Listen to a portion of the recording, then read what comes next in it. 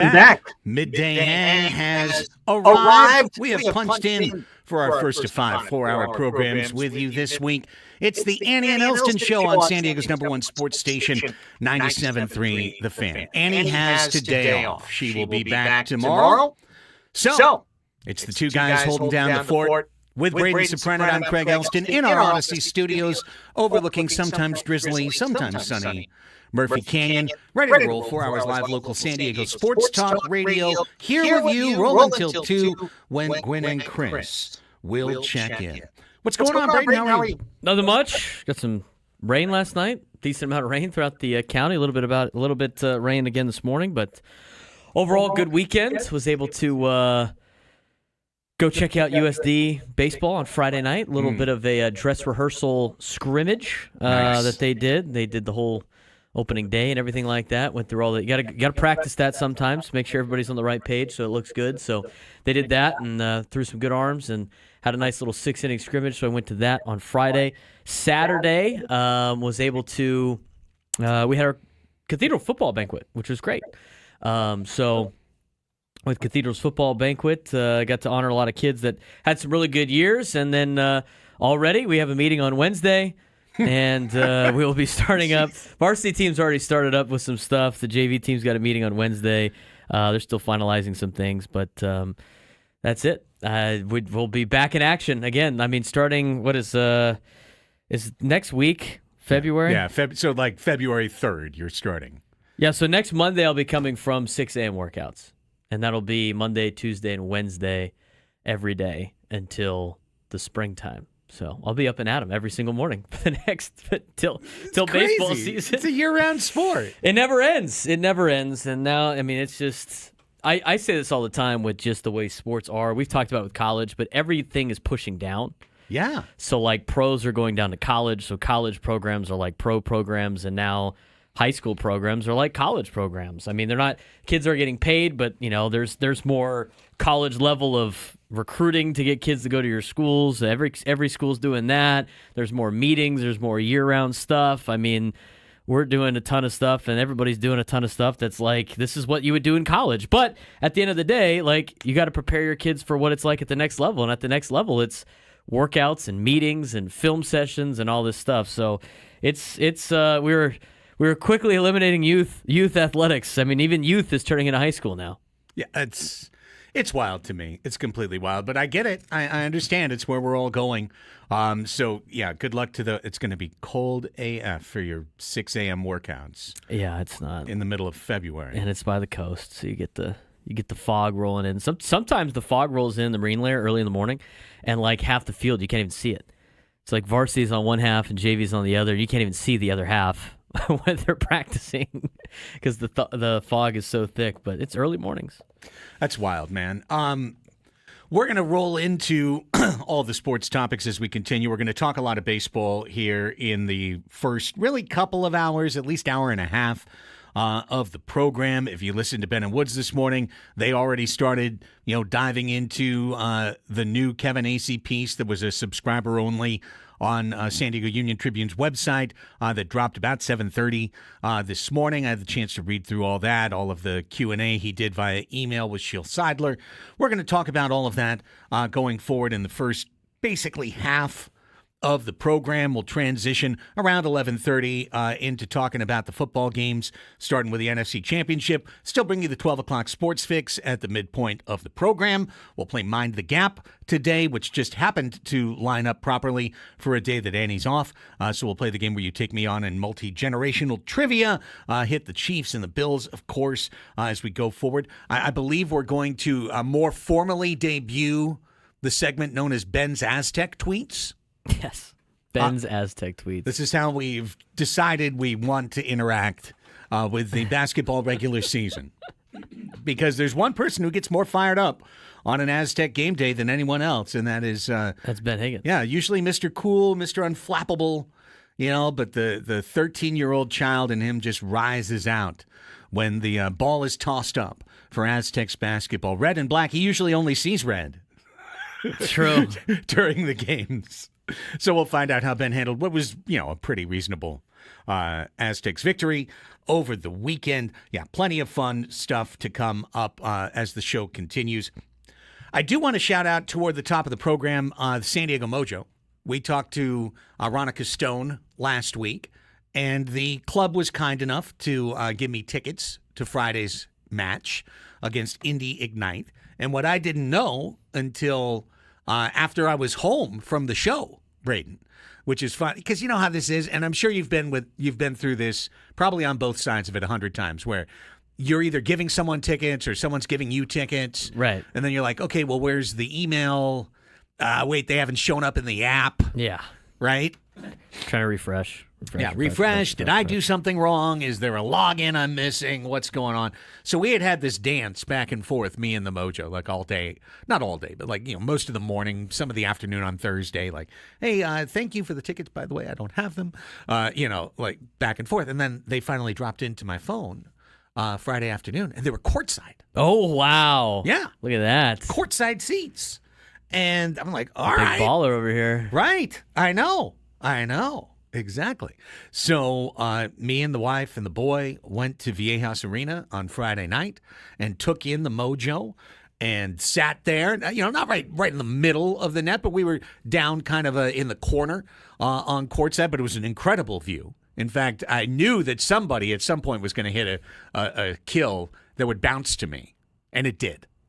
One bounced to me in the third or fourth set, and I was very happy. I was like, that fulfilled a premonition as I sat down. I'm like, I'm right on the angle for the right outside hitter to smash one diagonally and have it like kind of one hop to me. It was two hops, but it did get to me. But great match on Friday night, and I just can't recommend the product enough. I just cannot recommend the product enough. If you are a fan of sports in general, if you are looking for something that is engaging and exciting, I think the action of the Pro Volleyball Federation is worthy of your interest. I am perpetually impressed by the athleticism, by the speed, by the movement, by the power. In fact, one of James's classmates, Danielle, was in the stands with her family watching, and James spotted her. And in the fourth set, because the Mojo won in 4 sets, in the fourth set, she came down and she sat in an empty seat that was right next to us. And like, she plays volleyball as like a 13-year-old girl and was just so blown away. There was an outside hitter for the other team for Indianapolis who couldn't have been more than 5'7". Wow. And she had quads like a bodybuilder. Yeah, like the ones that just like emerge from the shorts, And I mean, she must have jumped, 75 times high enough to get over the net with power, with pace, with force, like just over and over and over again. And like, it's one thing to see that from the stands, but when you're seeing it floor level seated and you're seeing how high this young woman is jumping over and over and over again. It was really, really, really impressive. And the Mojo are a good team. The action was back and forth. The third set, you have to win by 2. Third set went to 30-28. So that's really nerve-wracking time because every point is kind of like, where are you? Are you advantage up? Are you even? Or is it set point for them? So really, really fun. Couldn't recommend the product more. As M. McKee says, you might get to see Jordan Love at a match. He wasn't there that day, but indeed, Ronica Stone's fiance is the quarterback of the Packers. Really fun, really fun. And I think if you went to a match yourself, you might find yourself following the team going forward. And then you follow them on Instagram, and then you can watch the matches on YouTube. It's a lot of fun. So just wanted to say that little tip of the cap, San Diego Mojo. Great stuff. They've got another match this week at Viejas Arena, I believe, on Thursday night. So you can check that out. Just Google San Diego Mojo, and you can find your way to tickets. Tickets are on Ticketmaster, but really appreciated them and wanted to say thanks to them for having the Elsten family out on a Friday night. And then Saturday, I got to golf at Reedy Creek. Have you ever played Reedy Creek? No, Braden? Where is it? It is up in Escondido. Okay. And it's one of the deep in Escondido. Like we talking about, like where the wild animal park is? Past, actually further north. It was off at Del Norte. It was one exit past the 78. Wasn't far off the freeway from there. Nice, course, but I would describe it as Tecolote Canyon North. Okay. Incredibly unforgiving. Oh, no. Incredibly like hit a ball down the middle, but the fairway is at a 30-degree tilt to the left, and then 1 inch beyond what would be described the rough is just you can't find anything. Just like knee-high leaves. It's the worst. And just right. Like I literally hit a ball down the fairway, and then went, okay, I think it took one skip left. Okay, it should be right in this tree line. Gone. And it's not. Gone Like forever. It's like playing Tory. I mean, seriously. Play. Just glad to get out there on a lovely Saturday afternoon, though, before this rain that we've needed so much. Yeah, the rain that came in late Saturday night, all through Sunday. Finally. And then a little bit last night.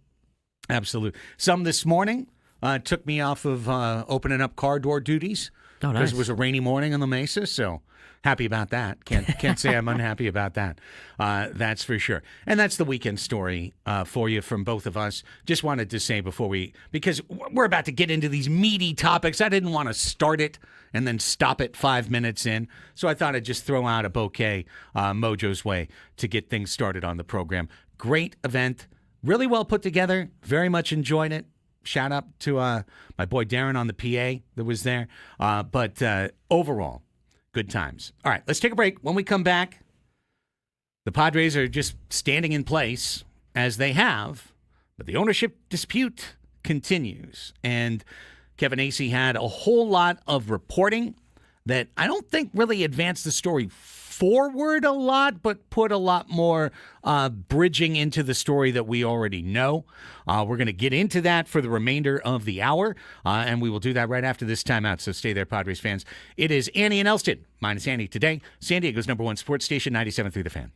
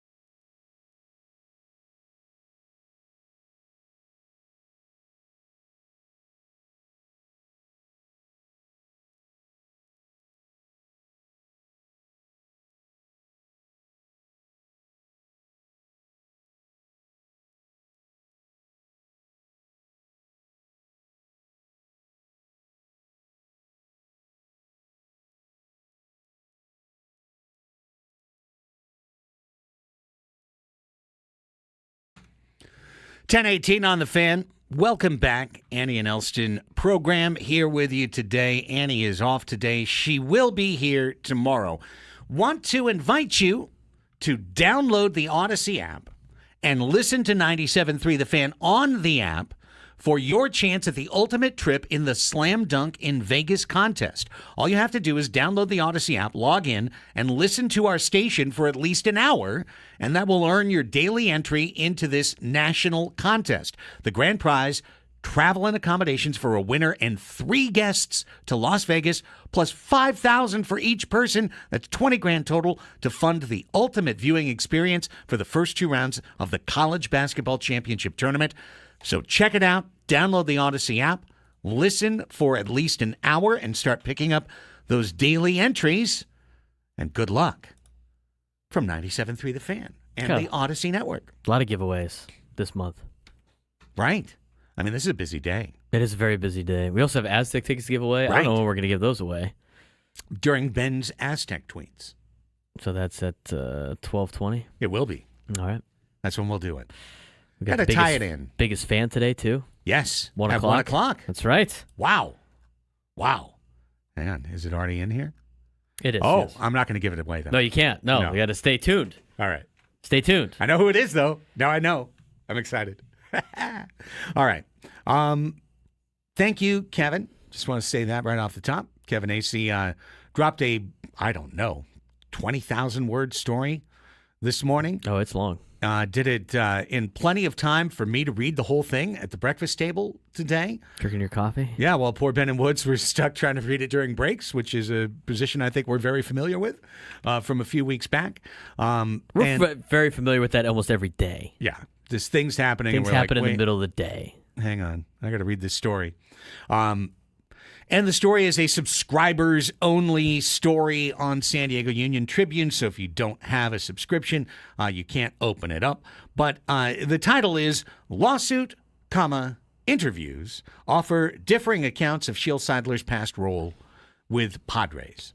And what I would describe this as, or summarize it as, having read the whole thing, is doing the due diligence of much deeper and further reporting, which is what Kevin AC is trusted with as the lead reporter for the Padres at the only, paper of record in town, to further try and flesh out accusations, undergird possibly somebody's claims or dispute said claims by going and finding as many people as possible to talk on and off the record about what is alleged in Shiel Seidler's lawsuit against Matt and Robert Seidler, trying to take claim of the trust and reverse all the actions that they had.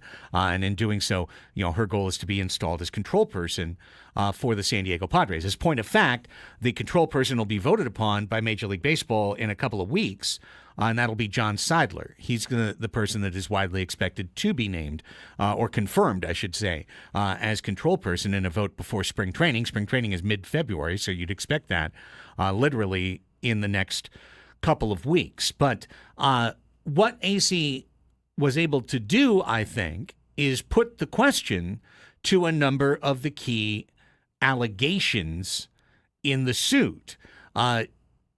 Shiel, and now I'm reading from it, Shiel Seidler contends in her lawsuit she is the quote-unquote natural person to assume control of the Padres. The suit argues that she is the sole lifetime beneficiary of the Peter Seidler Trust, which holds the largest individual stake in the Padres, and that before his death in November, she and Peter operated as a partnership, and that she, quote, acted as Peter's primary advisor in matters related to the Padres.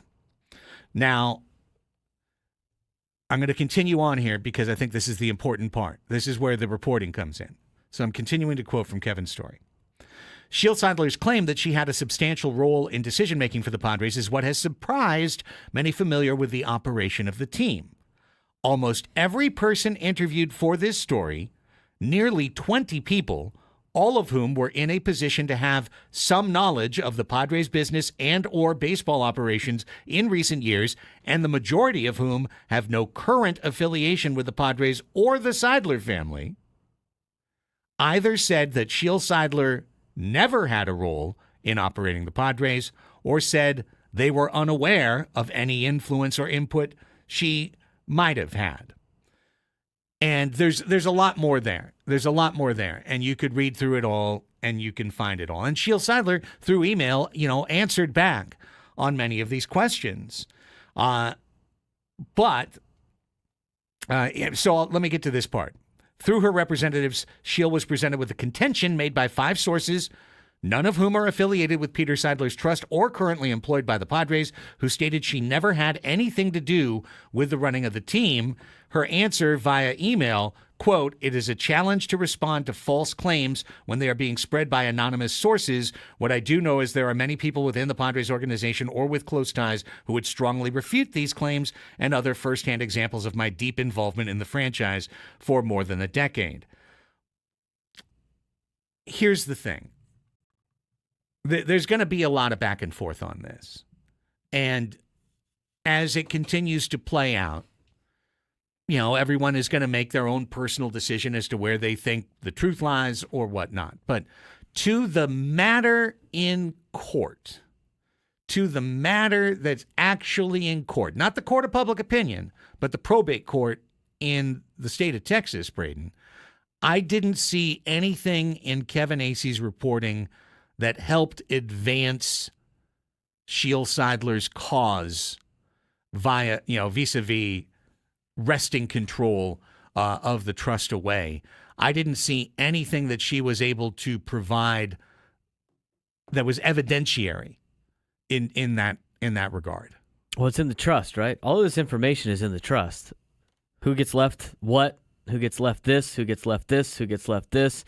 And that document is what has all the juice. This is where you pull from. It's in the trust, and a lot of people that know trust law understands like whatever's in the trust is what's going to be what the court decides with. That's the reason why you have these trusts, and knowing that the Seidler family has run businesses for so long, I would imagine it's a very detailed trust, and in that trust there are all the rules of who takes over as control person and this and that and this and that.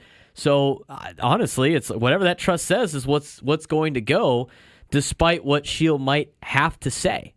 So until they figure that out, that's going to be the law at this point in time, is what is in the trust. Now, the only thing that breaks that is if her allegations of the fraud that's in there towards the trustees is that's their only position that she has. And then if that's the case, then you got to bring in a third arbiter to run the trust. Now, if that's not the case, then again, it goes back to the trust. But it's a very complex deal for a lot of different people in this family. It's unfortunate that Padres fans feel like they have found themselves in the middle of this, but this is all going to get taken care of in the court of law between these two parties, and the sooner this could get done, the better it's going to be for all parties involved. Now, we already know that these things don't take a very long. These things don't take.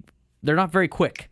They take a very long time. So we'll see how it plays out unless you settle, and that's it. Sounds like they want to potentially settle this in a third party court. So if that's the case, then maybe they could get this going a little bit quicker, but whatever the trust says, unless the brothers did something that was fraudulent, it's going to be what is the law. Yeah, and it's just this whole thing is so frustrating if you're a Padres fan, because it's got nothing to do with you. It's got nothing to do with you. Nothing to do with us. It has nothing to do with baseball operations.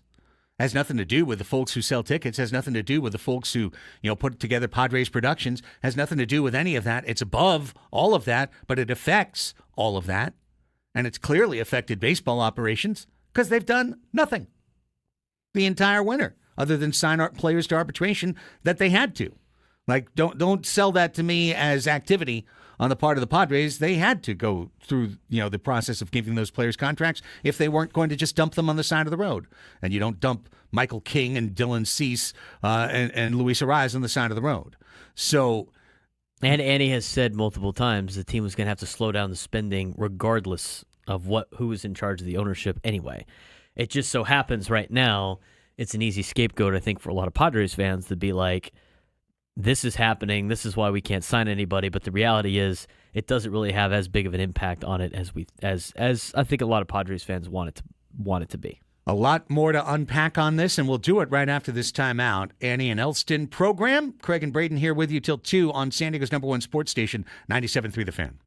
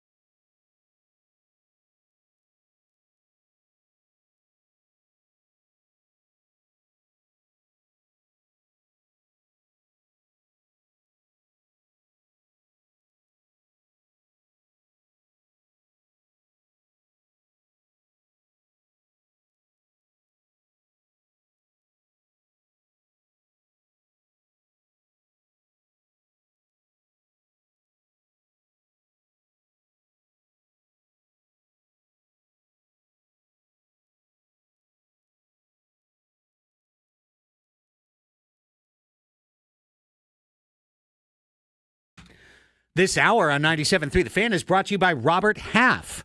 9 out of 10 hiring managers are having difficulty hiring. Robert Half is here to help. Our recruiting professionals utilize an award-winning AI to connect businesses with highly skilled talent. At Robert Half, we know talent. Visit roberthalf.com/talent today. Craig and Braden here with you on the Annie and Elsten show. Today, Annie will be back tomorrow going through Kevin Acey's voluminous piece on San Diego Union Tribune, going back and forth on the allegations of the lawsuit, new reporting from Acey trying to verify or contest some of those claims, or at least get a side of the story, and a large email Q&A with Shields Seidler to get Shields' side of the story. Here's something that wasn't in the main subscriber story. It was in the Q&A, Braden, but it's something that stood out to me. The question from Acey was, do you have knowledge of the trust using funds that should have gone to the trust beneficiaries, i.e. you or your children, to pay down the Padres' debt or otherwise get the team in compliance with MLB debt regulations? Seidler, yes. And then, in parentheses in italics, Acey writes the following. 3 sources with knowledge of the situation at the time said the Padres were approximately $100 million in the red, but could secure just $50 million via an outside loan. That's something we've heard about a long time. The Peter Seidler Trust loaned the team the rest of the money, those people said, characterizing it as a fairly routine transaction made by the principal owner of a team. So, at the time, in 2023, it was money from the trust that bridged that debt gap that we had heard about in about July, August of that year, that the Padres were $100 million in the red, that they tried to take out a $100 million loan, that MLB only approved $50 million, so Seidler loaned himself the rest of the money. The other 50. Yeah. So he did put in his own money, theoretically. Yeah. And then Sheila is saying, well, that money should have gone to us. While simultaneously saying, I'm trying to, further Peter's legacy. So that's an interesting kind of financial sticky point, I think, right there, in terms of what is intent, what is furthering of a legacy, as opposed to what normally is the result and the process of a lawsuit or the goal of a lawsuit, which is to get as much money as you can. Yeah, it's just a very interesting dynamic here. It's a little bit about, I don't know how much of it is really about to be in control of the Padres. I think a lot of it is to make sure that her and her kids are protected and get what they believe they're supposed to get based on the trust. Obviously, they don't see eye to eye with the other members of the family and the way this is being handled, but there's a lot more that's going to come out with this over the next couple of months as they continue to put things out in public and continue to put things in court documents and try to find an agreement to try to make this problem go away. That's probably not going to go away anytime soon. I don't think it will either. I don't think it's unless there's a path to a settlement that's quick. This feels like something that's going to hang over at least this season of Padres baseball. And I hope it doesn't, but it feels like that's the direction we're going. The crux of Shields Seidler's claim is not only her place within the trust. That is decided by lawyers in probate court. The part that she's trying to advance publicly is the idea that she was a shadow general manager or a shadow baseball operations advisor over the course of the last several years. That, in fact, she was quite closely involved with baseball operations decision-making and being a part, even if it was confident on a stroll with the owner, a part of shaping the baseball side of the Padres' decision tree. And that is going to be contended pretty sharply. The only Seidler brother response came from the trust to this story. and said, quote, Shield continues to be part of the Padres family, but it is not correct to say she had any role in running the franchise. It is unfortunate that she has taken this course of action. The trustees of the Peter Seidler Trust are solely focused on carrying out Peter's written instructions. That includes setting the Padres up to build on the momentum of the 2024 season in pursuit of a World Series championship for the city of San Diego. Well, that last sentence, you're not doing anything to build on the momentum, gang. Just want to let you know. But the rest of it is basically saying Shield had no role in this. And in their Q&A back and forth, Kevin Acee asks her, says, listen, I'm paraphrasing here, but says, listen, I've talked to a number of people who are at the winter meetings, who are at the owners' meetings. They say they never saw you, except for this one dinner where spouses were invited. And her response was this: I would travel with Peter at his request to almost all of the MLB owners' meetings. We would meet between the meetings at our hotel or walk somewhere for coffee and talk again in the evening about MLB's priority issues and how to further the interests of our franchise. As to the Padres ownership meetings, he and I intentionally created a plan for managing our family's presence. Peter was the control person, so naturally he took the majority of the spotlight. If all of this is true and you take it all at face value, Braden, and you give her every benefit of the doubt, it's a really tough hand that she's been dealt. Because if all of her influence on operations was taking place with walks and coffee chats and off-site meetings, those are the very things that by nature can't be documented, can't be shown, can't be proven, aren't taking place in front of anyone else. And therefore, it's very hard for the people on the other side to go, oh, yeah, no, she was a big part of it.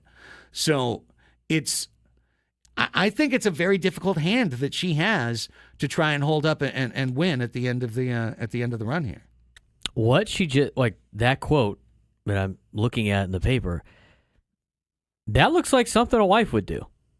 When you're married and it's a partnership and, you entrust in your wife a lot of things. You ask her about different opinions on things just like you would with work. And, and that's part of the relationship of a husband and a wife. That's what am I missing something? That's what that kind of seems like to me. It's like she's being a wife. I mean, and like you said, that's not like, you can't prove that. And I don't know how you're going to be able to prove that they were making decisions together for the betterment of the Padres like she was an employee of the Padres. That just sounds like she was being Peter's wife. Am I wrong in that? No, and there's nothing wrong with that, by the way. No, it's great. I mean, that's how healthy relationships are. Right. But here's the thing. In the lawsuit, these are words from the lawsuit. Shield Seidler says, quote, she served as her husband's closest advisor as he navigated the duties of being chairman and control person of a professional baseball franchise. It continues to say, quote, they discussed the business and operations of the Padres daily. Peter regularly sought her counsel, including on controversial and highly sensitive issues. She reviewed potential hires. She interfaced with players' agents. She attended owners' meetings and held strategy sessions with Peter during breaks. They also talked about their plans for signing top player talent. So why does this matter? And I'm seeing, one person in the chat saying a very reasonable question, like, well, was John Seidler there? Like, why does this matter? Does this matter at all? Did you have to be at all the owners' meetings to be the next control person? Were there other people there that can vouch for this? Well, that's the thing, is Correct. that if there's nobody else that could vouch for this except for Shield, it's going to be very difficult to prove this in the court of law that this was what was happening, especially since it's outside of the trust, which is, as we mentioned before, the main piece of evidence that courts are going to go off of. They go off of what's in the trust. Right. And in the trust, she's not listed. No. She's not. And the thing that she has is a handwritten piece of paper from before the trust was more recently adjusted. So it's a document that even if it was proven to be 100% accurate, Peter Seidler signed something different within the written instructions of the trust at a later date. So it's just a very, very difficult road when you look at all this stuff and you kind of hold it up. And I don't think either of us, I mean, I'll just speak for myself. I don't have a position on this. How can you? How can you? We're only all reacting to the same reporting we read that someone else does. You know, you're not going to hear anything from either side outside of what's been put out there publicly. And, Shields put a lot out publicly. And that feels like someone who's been in the business a long time, like a public relations move, like a hearts and minds move. And usually hearts and minds plays come when you don't have the law on your side.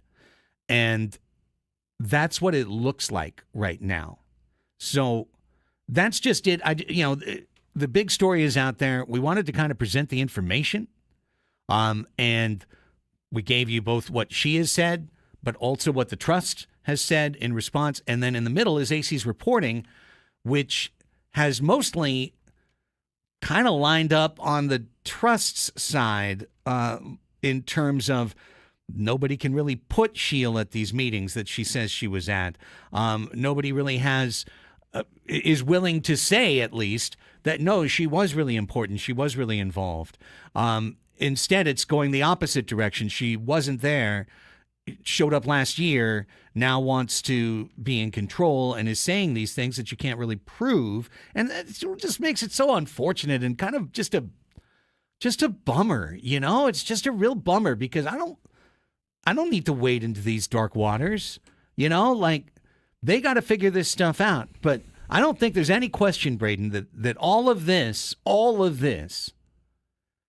has contributed in some way to nobody signing here, everybody who was a free agent signing elsewhere, Roki making a different pick, and then all of them citing organizational stability. Jurickson, Roki, the last two guys made a point of bringing it up, and they didn't have to. So it just feels like this is a bummer that is casting a pall over the start to this season.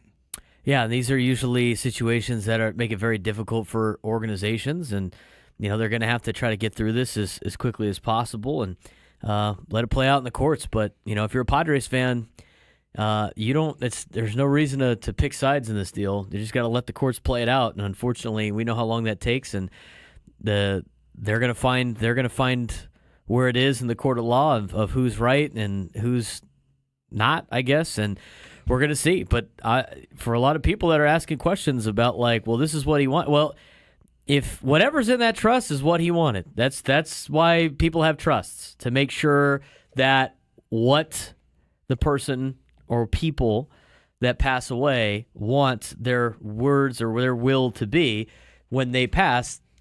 That's why they have these things. And if it's not in there, then I got bad news for you. Or if it's in there, then it's that's what they wanted. I don't think, some people might be thinking about different, when did they add the trust and all that stuff. Whatever's in the trust, that's the law. That's what you put in to the legal document that has really all the power in the situation, not what maybe somebody said or what's written on something else. So I turn it back to baseball because unless we hear directly from the Padres that this is the situation, if we start hearing on the record comments from AJ, from above, from CEO level, from ownership level, from when the control owner is sworn in and appears, for that yearly appearance at spring training, if any one of those people in a position of power in the organization steps forward and says, we are completely hamstrung, this lawsuit situation is affecting what we have the ability to do. We have these pre-signed contracts. We're going to put a very expensive, very talented team on the field, but we simply can't add more money to it. We simply cannot. Okay. Deal with us straight. Give us the straight news. Give us the straight dirt. Because what I don't like is what came out over the weekend, the previous Kevin Hasey story, which was saying, hey, Padres are increasing their payroll by 20%. Padres have a $200 million payroll. So all this anger, what's going on with you guys? That's a you thing, not a real thing. Okay, you can say that. And we've talked about the $200 million payroll on this show many times. But you've got to say, when you say it, that the money went up Not because they made new signings or new commitments to anybody. These were pre-existing raises that everybody knew about for years because they gave them to them in the contract. It's been built out on the spreadsheet for years and years. Everyone knew that these raises were all coming to give Fernando more money this year, to give you Darvish more money this year, on and on. And to hide behind that, I don't need that. Like, it's already there. It's already written out on the roster resource page on Fangraphs. Everyone can see it for themselves. You can't hide behind that and pretend like you're spending more. You haven't spent anything. You signed Tyler Wade. You signed Martin Maldonado. You traded for Ron Marinaccio on a minor league deal. J.B. Wendelstadt or whatever his name was. J.G. Wentworth. 1-800-SAVE-NOW. Like, Out of the 30 teams in Major League Baseball, where are the Padres ranked, Craig, if you had to guess, in money spent in free agency the last 2 years? I'd say they would rank 29th, 28th, or 30th. 27th. Oh, just missed. $18 million in 2 years. Yeah. I mean, they've outspent the Rockies, the Twins, and the Marlins. If I was on the other side of this, and I was in those rooms, and I was dealing with this mess, I heard Woodsy say this today. I would say the same thing.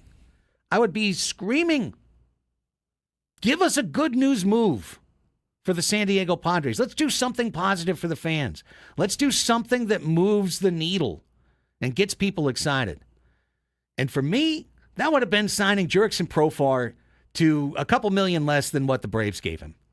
And getting him back in the fold and proving that, yes, the Padres can still give out contracts. Yes, the Padres can still spend money. And are they going to make a trade afterwards? Sure, but they're going to make a trade anyway. Like, do something to show that you're alive in there. That something's going on. Because something's going on, but they haven't done anything. And with all of this being the only story that's being told about the Padres right now, it's a very difficult spot for the Padres to be in. I think they would love to have some baseball talk about this team as opposed to your rival has signed all of your key players that you love and every other player in the league as well. While the Diamondbacks signed the best pitcher on the market, the Giants signed the best shortstop on the market, and we've signed Tyler Wade. 3 of your division rivals have spent hundreds of millions of dollars more than you in the last 2 years. Dodgers have spent $1.46 billion in free agency the last 2 offseasons, number 1. Giants are number 3, $492 million the last 2 offseasons. Diamondbacks number 4, $372 million in free agency the last 2 seasons. The only team that you outbid was the Rockies, and that's by $5 million. So it's time for the cards to get turned over. Either show us that we are in a period of we're going to just ride these stars, we're not going to add to the core, and maybe, through good coaching and through a good season from key players, maybe this Padres team makes it to the playoffs. They wouldn't be a World Series contender under that circumstance, but maybe they make it to the playoffs. Maybe they give us a fun summer, But just square it up, just square it up in an honest way and let everyone know and or make some moves. Do something. Not Christian Vasquez trade. But you know what I'm saying? Like, make a positive move that can help this team go forward. Profar signing away from this team with everything this team has meant to him and what his final cost wound up being, which was smack dab in the middle of the projections for him, $14 million a year, 3-year deal. That's beyond the canary in the coal mine. That's like the worker in the coal mine. That's collapsed to me. This is a bad sign. If Profar has to leave, that's not a good sign. So what can be a good sign? What can happen to turn this around? I'd love to see baseball operations start to reveal their cards. My fear is their cards are still being held either by someone else or they are in a position where they must wait for an even lower value point to start to operate, and they're cook and trade, and that can go until the middle of March or the end of March before a trade happens. Boop, boop, boop, boop. Yep. There it is. Okay. Well, little baseball talk right there. And I'm seeing in the chat, hey, I saw in a Ken Rosenthal article. The same thing I've been telling you cat's on the air since the end of the season, which is that probably Dylan Cease could get traded. There's a lot of Michael King now, too. Yeah, well, of course, Michael King. What if you're a national writer, you're going to look at these guys and say, well, one of these guys could get traded. And all of them would bring value. But all of them also bring value to this team. Yes, the current team. This Padres team in 2025. We're not better with Dylan Cease pitching for, God forbid, a National League team against us. Or the Minnesota Twins. Right. Or even the Twins. Yeah. We're not better. We're different and we're trying, but we're not better. All right. There's 1 hour down on Annie and Elsten. More baseball talk. Can open up the phone lines to take some calls, too, plus a new top 100 list. Where does Ethan Salas rank? We'll tell you next.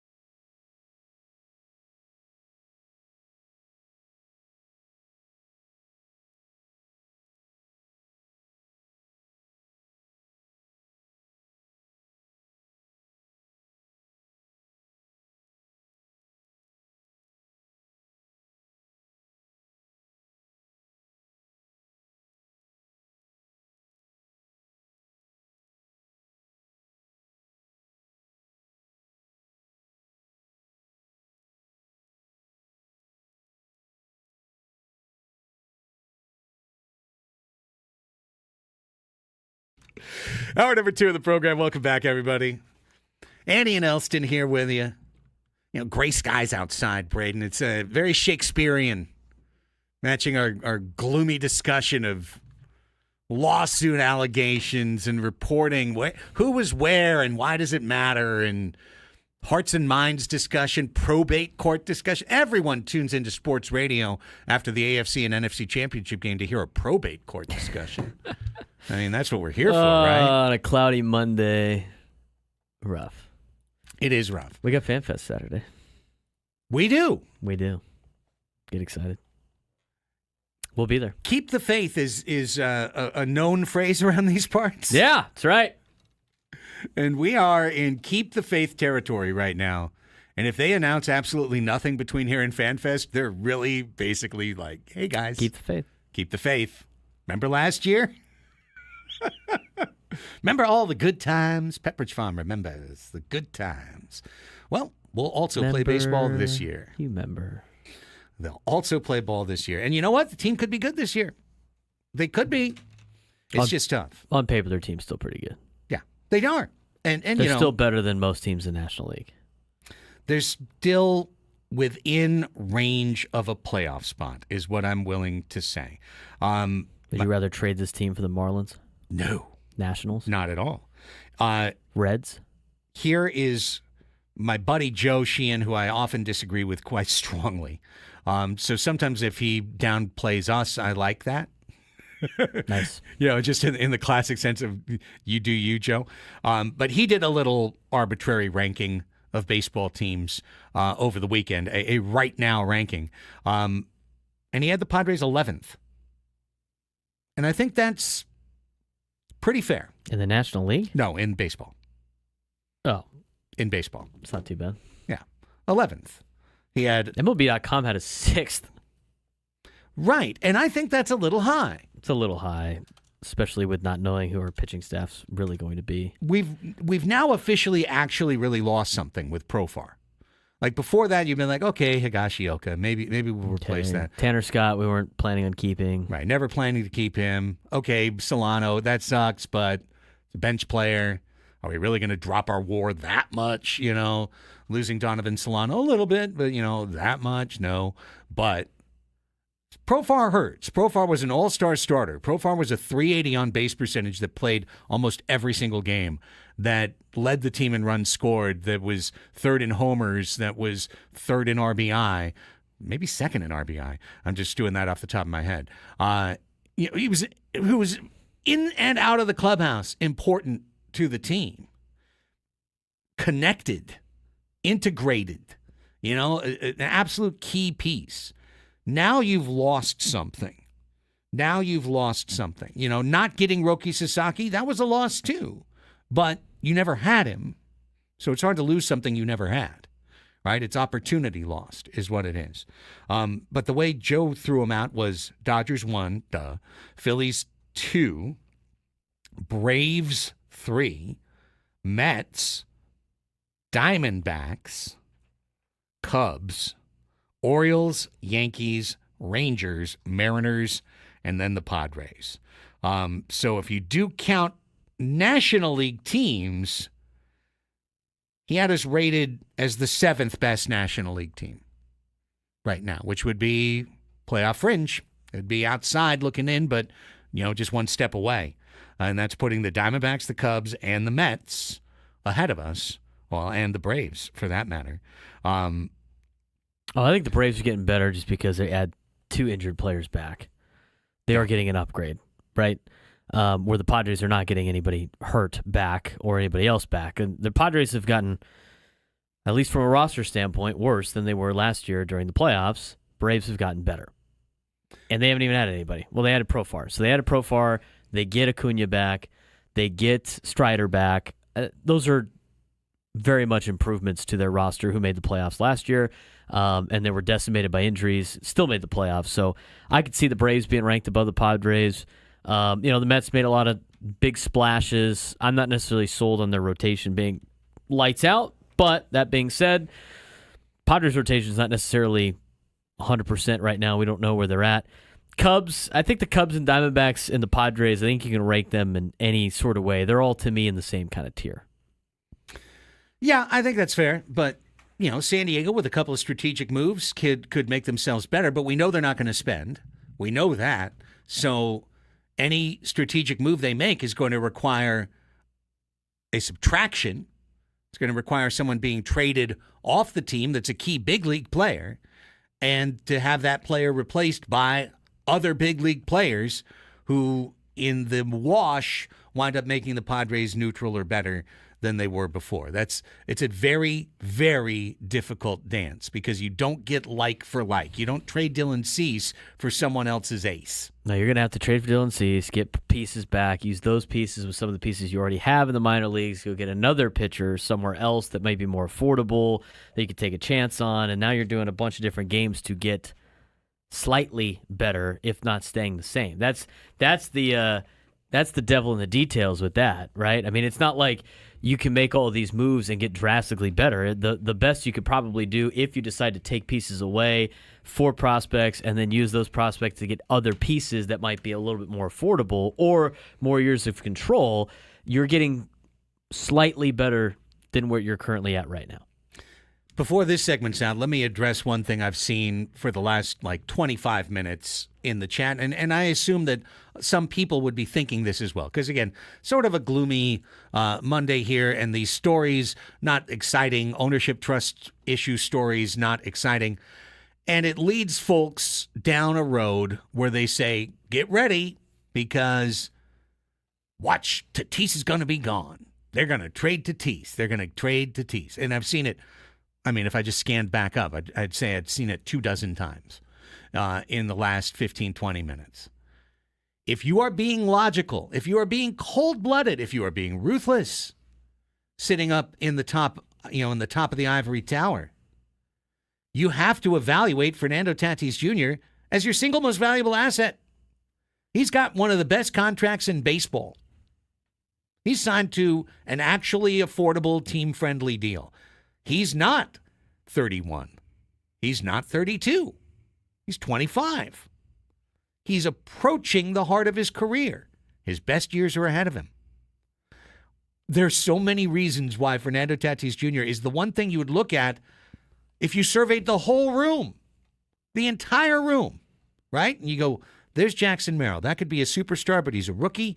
He's not signed to a long-term deal. We don't know what his future is. There's Yu Darvish, aging pitching superstar. There's Manny Machado, signed to a lifetime legacy deal, but he is on the other side of 30. There's Xander. He's on the other side of 30. There's Jake. He's on the other side of 30. We can go through the list, right? There's Robert. He's on the other side of 30. He's got a player option at the end of the year. We can go around the clubhouse and make go tick, tick, tick, like hit, tick little boxes of, well, this could be an issue, this could be an issue. Then you get to Tatis and you go, well, he's 25, he's signed to a team-friendly, affordable deal. He's got 11 years left on the deal. And he's going to be here forever on a team-friendly contract that's just looking better and better as the market moves year after year. Juan Soto's getting $750 million, and Fernando Tatis Jr. gets $340 million. So, no. Just no. No. They're not going to trade Tatis. Quit it. Stop asking. They're not going to trade Tatis. He's the best thing in the store. Why would you do that? You wouldn't. Just like the Angels would never trade Mike Trout, just like some of these other players. I mean, there's more from a marketing standpoint and face of the franchise standpoint on top of the player. But I will say, I mean, if the Padres do intend to trade Arias, Cease, and King, the next available contract that's worth something to anybody, because he's going to be playing above what he's going to be making, is Fernando. And the thing is you want to keep Fernando as happy as possible so he doesn't request a trade if things start to go downhill. But I can't imagine, even if that was the case, the Padres ever doing that. He is the future of this franchise. He is the marquee piece. He is what people really think about when it comes to the San Diego Padres, and it would be catastrophically bad for on-field product and marketing to lose a guy like him. And then you're really up Blank Creek without a paddle. That would be the sign of the fall of it all, to Correct. be honest with that you. would be the end of everything. Yeah, with this. and I don't see that. I don't see that. It's the same. It's the same reason why I called a Padres ticket rep the day after Fernando Tatis Jr.'s press conference for his statue contract and said, "Give me season tickets. Give me a full season. I want full season tickets." Because I wanted to be there to see this era of Padres baseball. And the club, to its everlasting credit, put the planks of a great team out there in perpetuity. Manny is there, Tatis is there. Yu Darvish is there. Right now, Jackson Merrill is here. Hopefully he will be here for a long time. Xander Bogaerts is there. We're hoping that contract winds up being a good thing and not a bad thing for the San Diego Padres going forward. When you have, maybe this is the last point, and we're going to go to break, and then we're going to talk some prospect stuff. When you have a situation like you do right now in San Diego, ownership in flux, held by a trust, potential for a sale. Who knows down the road? Who knows? A settlement, a sale. It's all in the air. How do those commitments look now? How do all those long-term commitments look now in this context, as opposed to, oh no, we're hamstrung. Oh no, we're locked up. We've got all these guys signed to long-term deals. We're not as flexible as we could be. Well, yeah, that's true. But also, here's another one. Oh no, these contracts are immovable. But also, these contracts are immovable, so you can't move them. So it's not like someone could come in and do the major league thing. Hey, we're going to strip it down for parts. It's going to be a fire sale. We're going to rip it all to shreds. We're going to be terrible, and we're going to still charge you $22 for a beer. Like, no. You how? How are you going to move Manny? How are you going to move Xander? I understand how you could move Tatis. How are you going to move Darvish? Like, how are you going to move these contracts? You can't. That's why you hear a rise. That's why you hear King, Cease. These are valuable assets that can be moved. They're mobile. The other ones are here to stay. And that means that the Padres are going to contend the whole decade. They're going to be in contention this whole decade because these contracts are here to stay. Speaking from the grave is also commitments that can't be moved. It'll be the Pittsburgh Steelers. Right, you're locked in. You're locked in. And in some ways, that looks a lot better than it did maybe a year or 2 years ago. Let's take a break.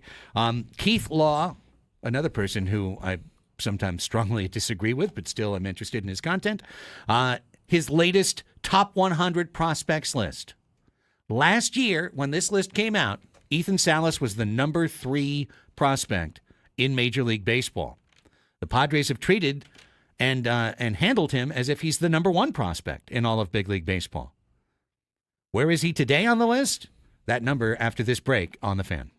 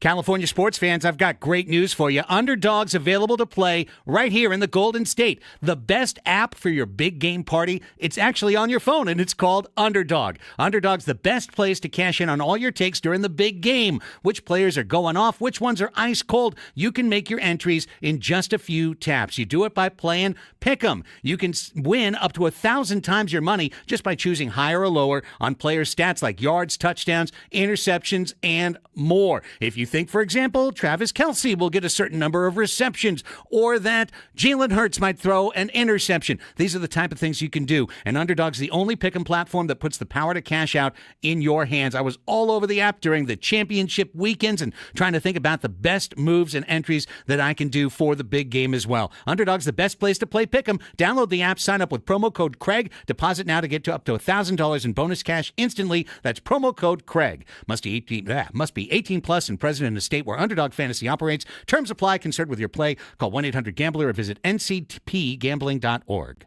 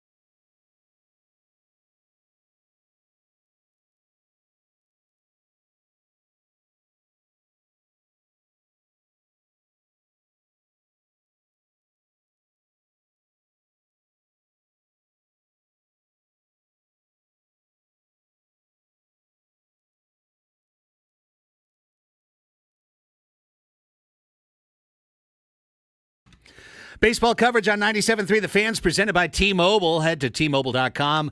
Get a great deal on an iPhone 16 Pro. You can do that.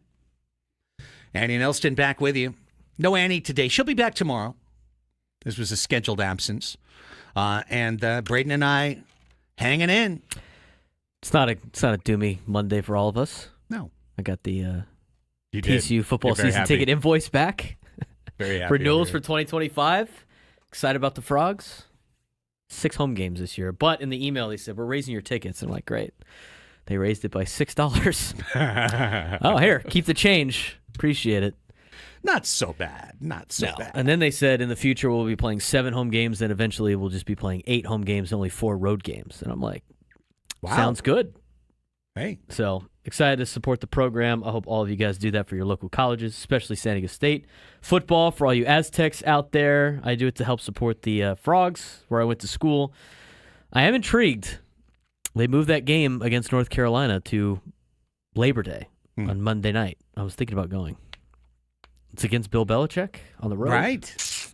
Well, we can get Italian Paul to come in for a couple days. Maybe we get it's a long weekend. I already have to travel to Maryland that weekend anyway with Cathedral. So maybe just swing back through. Just drive down to Charlotte and hang out in Chapel Hill and go to the game and then fly back. It's not a bad idea. My wheels are turning now, Craig. Horned Frog football, just for us to lose to Bill Belichick and then me curse everybody when I get back. Dump the tickets. Along those lines, and boss man Adam, pay attention. I believe it is the end of the week. I think it's Friday that Sacramento A's single game tickets go on sale. Ah, that's right. So I am waiting. I am waiting eagerly. April 7th through the 9th? Yes, to buy the tickets to see those games April 7th through the 9th. And my intention is to do the show on the 7th, fly up, watch the game the night of the 7th, do the show from the Airbnb in Sacramento on the 8th, and probably the 9th. Depending. Maybe we'll only go to 2 games. I don't know. But, knock it out that way. Do the show up there from Sacktown, home of the Athletics. Temporary home. Home of the Athletics. I'm fired up for that. I really want to go. I'm excited. Guys bought into the intimate setting. I want to see it. I want to see it for myself, whether it's probably great. Yeah. It's probably a great viewpoint. It's, everything that we didn't like about the Chargers going to StubHub Center, and it was hilarious to laugh at them. I mean, in reality, watching a game that close is probably awesome. Oh, yeah. Did they say how much tickets would be for the A's? Well, I'm going to find out. What's your spending limit on this? I mean, if they get super greedy about this. That's my wife's like, when are you going out of town? This is for the second week of April. I think I mentioned it before, but when it's not hotter than the face of the sun in Sacramento. We were just waiting. We wanted to see when the schedule came out, when would San Diego be in Sacramento? Because as my lovely wife Mitzi remembers, it's very, very hot in that part of California all summer. Ridiculously hot. Sacramento can be over 100 degrees for 2 months in a row with humidity, with real humidity. So I was like, oh, my God, if the Padres go there in August, they're going to melt. And then they turn out to get the lucky card draw. They're going in early. They're going in when it could be misty and cool and nice, maybe even just sunny and beautiful. So, yeah, we're looking at the second week of April. To go up there and just take in a couple of Sacto San Diego games. Okay, over to Keith Law. Keith Law's free agent valuations have been pretty off sometimes. And he's, like anyone, if you're trying to rank 100 baseball prospects, some of them are going to fly up the list, fall off the list. There's going to be a lot of variance in this type of endeavor, but he does it every year. And today he released this year's top 100 prospects on The Athletic. And, of course, I opened it with one thought in mind. Where's Ethan Salas? Where's Leo DeVries? Leo DeVries was not available for him to rank the previous year because he hadn't played organized ball, but Salas was, and the year prior he was ranked as the number 3 prospect in Major League Baseball. So I slid down, and this year the number 1 prospect is Roman Anthony, left-handed hitting outfielder for the Red Sox, and the number 2 is a Rangers infield prospect, Sebastian Walcott. Number 3 is a catcher. Oh, but it's not Salas, it's Samuel Basallo of the Baltimore Orioles. And so then, scroll further down. 17th is where Ethan Salas ranked. Quite obnoxiously, 16th, Braden, is Dodgers catching prospect Dalton Rushing. 5 years old there. He is 5 years older. Though. He is 5 years older. Nonetheless, that you'd think that would work in Ethan's favor. Second place. In a prospect ranking. Another second place. Yeah, like chock full of second place. Really? The Dodgers prospect is better than Salas? Really, Keith? Well, here's what he wrote. Quote, Salas was one of two 18-year-olds to start 2024 above low A, along with Walcott, who we just mentioned, the Orioles prospect.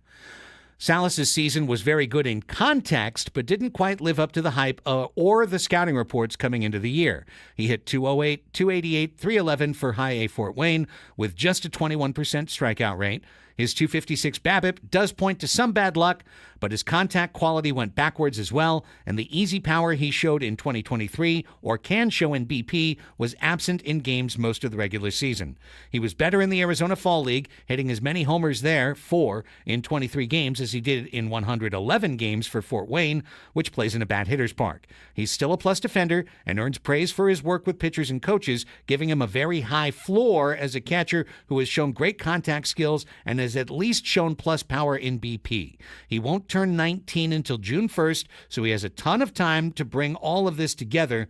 However, at the very least, there's a lot more skepticism about his probability to become a star among other scouts and execs than there was a year ago.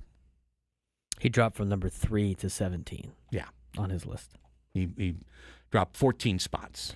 Shoots and ladders. I mean, I think there's a lot you could break down of that. I mean, he is 18 years old. And the Padres have played him up a lot. And the Padres have played a lot of their prospects up. And further up than I think a lot of other organizations would play their prospects. And so far it's worked out with a couple of those prospects, right? Like Jackson Merrill. I mean, Jackson Merrill had not played above, what was it, like high A ball. He only had like 40-something at bats in double A and wasn't really like hitting the lights out down there. And he came up and had a great first season in Major League Baseball. Right. So, you're throwing this is a kid that should be in high school, right? And now a freshman in college next year, right? He should be. So last year, you had a high school kid playing with guys in low A and high A, or high A Fort Wayne. I mean, there's guys that are like 25, 26 in high A. I could just go from experience about being 18 and my strength and ability at 18 compared to 25, and it's drastically different. Just my strength and ability at 29, about to be 30, is drastically different than it was at 25. I mean, I coach 18-year-olds. Right. And when I was 18, I was not as athletic as some of these 18-year-olds on the team that I coach. At age 29, like I can do a lot of things that they can do because I'm older, I'm bigger, I'm stronger, right? You get your man strength. So when you see him compared to a bunch of adults, it's going to look a little bit, there's going to be a little bit of a change here, right? So I'm not necessarily that upset. Plus, being a catcher's got to be the hardest position to play in baseball, right? I mean, is there anything harder besides being a catcher? I mean, a pitcher's one thing, but is there any other position player that is a harder position to play than catcher? No, not at all. Catcher is the most intricate because you're involved in the game plan, you're involved in pitch selection. You got to do as much work with the pitchers that the pitchers do and try to get hitting in.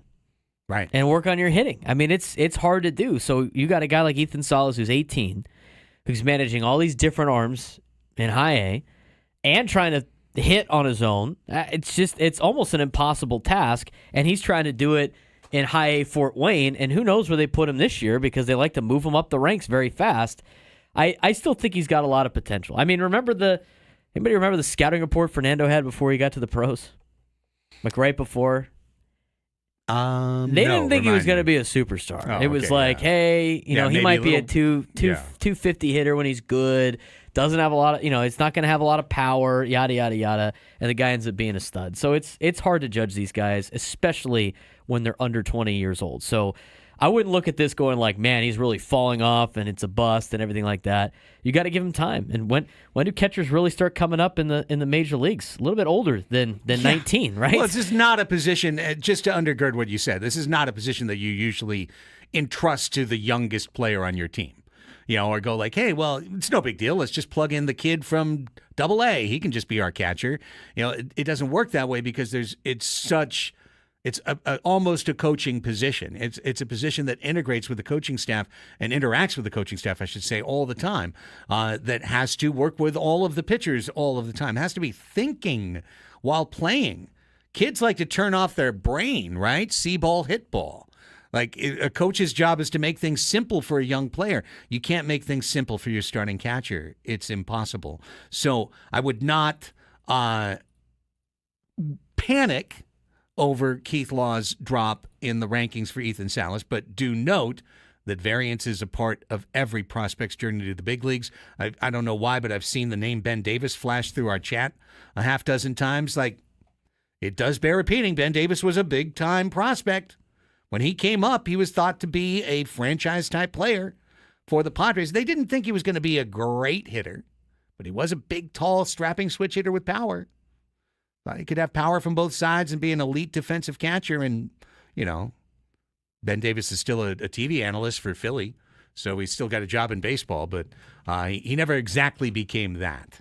You know, he never exactly became that. And it's the same for a lot of these guys. A lot of these guys in Keith's list aren't going to make it to the big leagues, or they will for a dash, a cup of coffee. Briefly, because we're in the danger zone, I'm going to push for this minute here. The read on Leo DeVries, who debuts at 31 on his list. I'll just boil it to the last two sentences. Since he's got a chance to stick at shortstop, he's a plus runner, and he might end up with 20-plus homer power. Give him a full, healthy year, along with the benefit of all the experience he got in 2024, and he might be a top 10 prospect by next January. So that's very encouraging for Leo DeVries. It is very encouraging. You want to get as many athletes up there as possible, and that's why they go and get a bunch of shortstops, because who knows if he actually will stick at shortstop or not. But all the athletic guys coming up are usually shortstops. Let him be athletic, and we'll see where he's at. He's only 18. So does this mean, because he's the 17th ranked prospect, that Ethan Salas could be included in a trade? I hope not. You know, I mean, look what the Cubs gave up for Kyle Tucker. They gave up a guy who's in that 15 to 20 range on this prospect list for a year of control of a great player. And that's the kind of thing you just kind of think about along the way. Personally, my answer would be no. I would not move him. But yeah, Matt Shaw. Matt Shaw was ranked 14th on this list. Is that the kind of deal?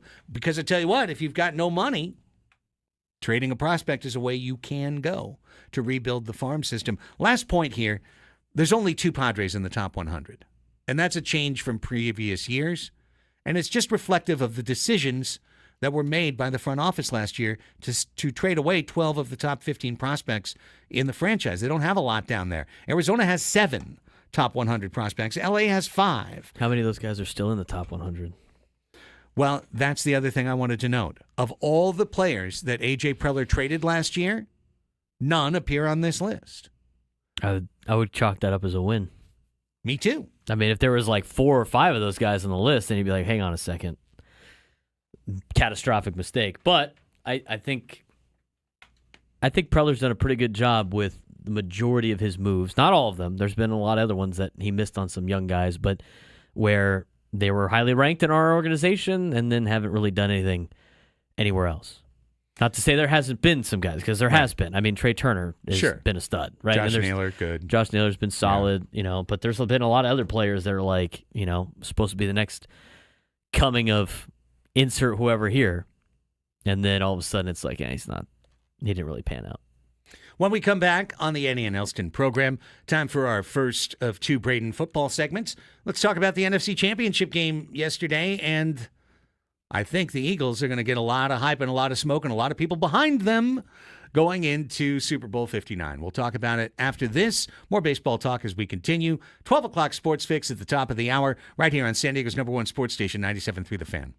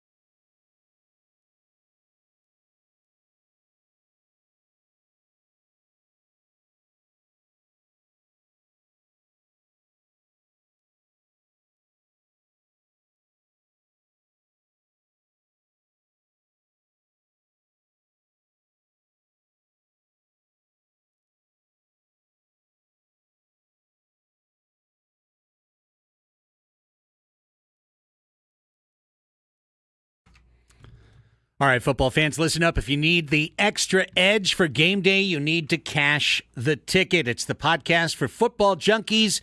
New episodes every Thursday and Friday. Mike Valenti and Jim Costa. Well, they got 2 weeks to break down the big game and find all the best value on the board. Cash the Ticket, the podcast to help you bet smarter. Follow Cash the Ticket on the free Odyssey app or wherever you get your podcasts. It's the Annie and Elsten program. No Annie today. She'll be back tomorrow. Craig and Braden here with you. And, I had a spare thought. We're about to switch over and talk a little NFC Championship. We'll talk AFC Championship later in the show. I had a spare thought, though, for everybody who screams to the rafters. What are we going to do? We lost our left fielder. Do you remember who was starting in right field for the Padres? 2023, the biggest salaried team in the history of the organization. Opening weekend. You know who was starting in right field for the Padres? You said 23? 23. 2 years ago. That was 2 years ago. I just remember it not being somebody good. It was. You're on the right track. It was like Rougned Odor. It was Rougned Odor. Roogie Doogie Doo. We had Roogie, a second baseman, out in right field. You know who he was sharing time with? David Dahl. Yeah, David Dahl hit that home run. He hit that home run. He hit that one homer. Again. And then a Zokar could sneak in there, too. A Roogie Odor, Jose Zokar platoon was in the Padres outfield with a payroll of $265 million. So, Could be worse. It's not all that dissimilar. It's not all that dissimilar in terms of where we are. And going into a year with a gaping hole in the lineup. And going, wait a second. We thought there was a gaping hole in left field last year. We plugged it with Jurickson Profar, who had the worst WAR in baseball last year. That worked out amazingly. That worked out incredibly. So I just wanted to throw that just as I'm not saying that as a defense for the inaction of the offseason, nor a defense for having what would currently be projected as Terso Ornelas in left field. Just to say that if it really was Terso Ornelas in left field with Eggy Rosario, opening weekend against the Braves, I mean, it's not like we haven't been down this road very recently, like 2 years ago, when we were not screaming at ownership for their lack of ability to spend and blaming everything on ownership. The general manager put that combo out there of Roogie Odor and Jose Zokar with David Dahl off the bench. So just, something to keep in mind. All right, let's turn to the NFC Championship, Braden. Time for another bifurcated Braden's football segment. We'll split off the AFC a little later, but this one did not go the way the show thought it would go. I'm pretty sure Annie picked Commanders straight up, and you and I picked Eagles to win, Commanders to cover. Yes, I thought the Commanders would keep it a little bit close, but turnovers just destroyed them, and just fatal mistake after fatal mistake after fatal mistake. I mean, they lost 3 fumbles yesterday and threw a pick. I mean, 4 turnovers. We're just never going to get it done for Washington. And that was part of the game yesterday against Philadelphia. But you saw early on, I mean, their opening drive was good. They were moving the ball. They took up a lot of time. And, some people, they went for it on fourth down a couple of times, got 2 of them, and then decided to kick the field goal. I think a lot of fans were thinking that they could potentially, maybe they go for on fourth down again.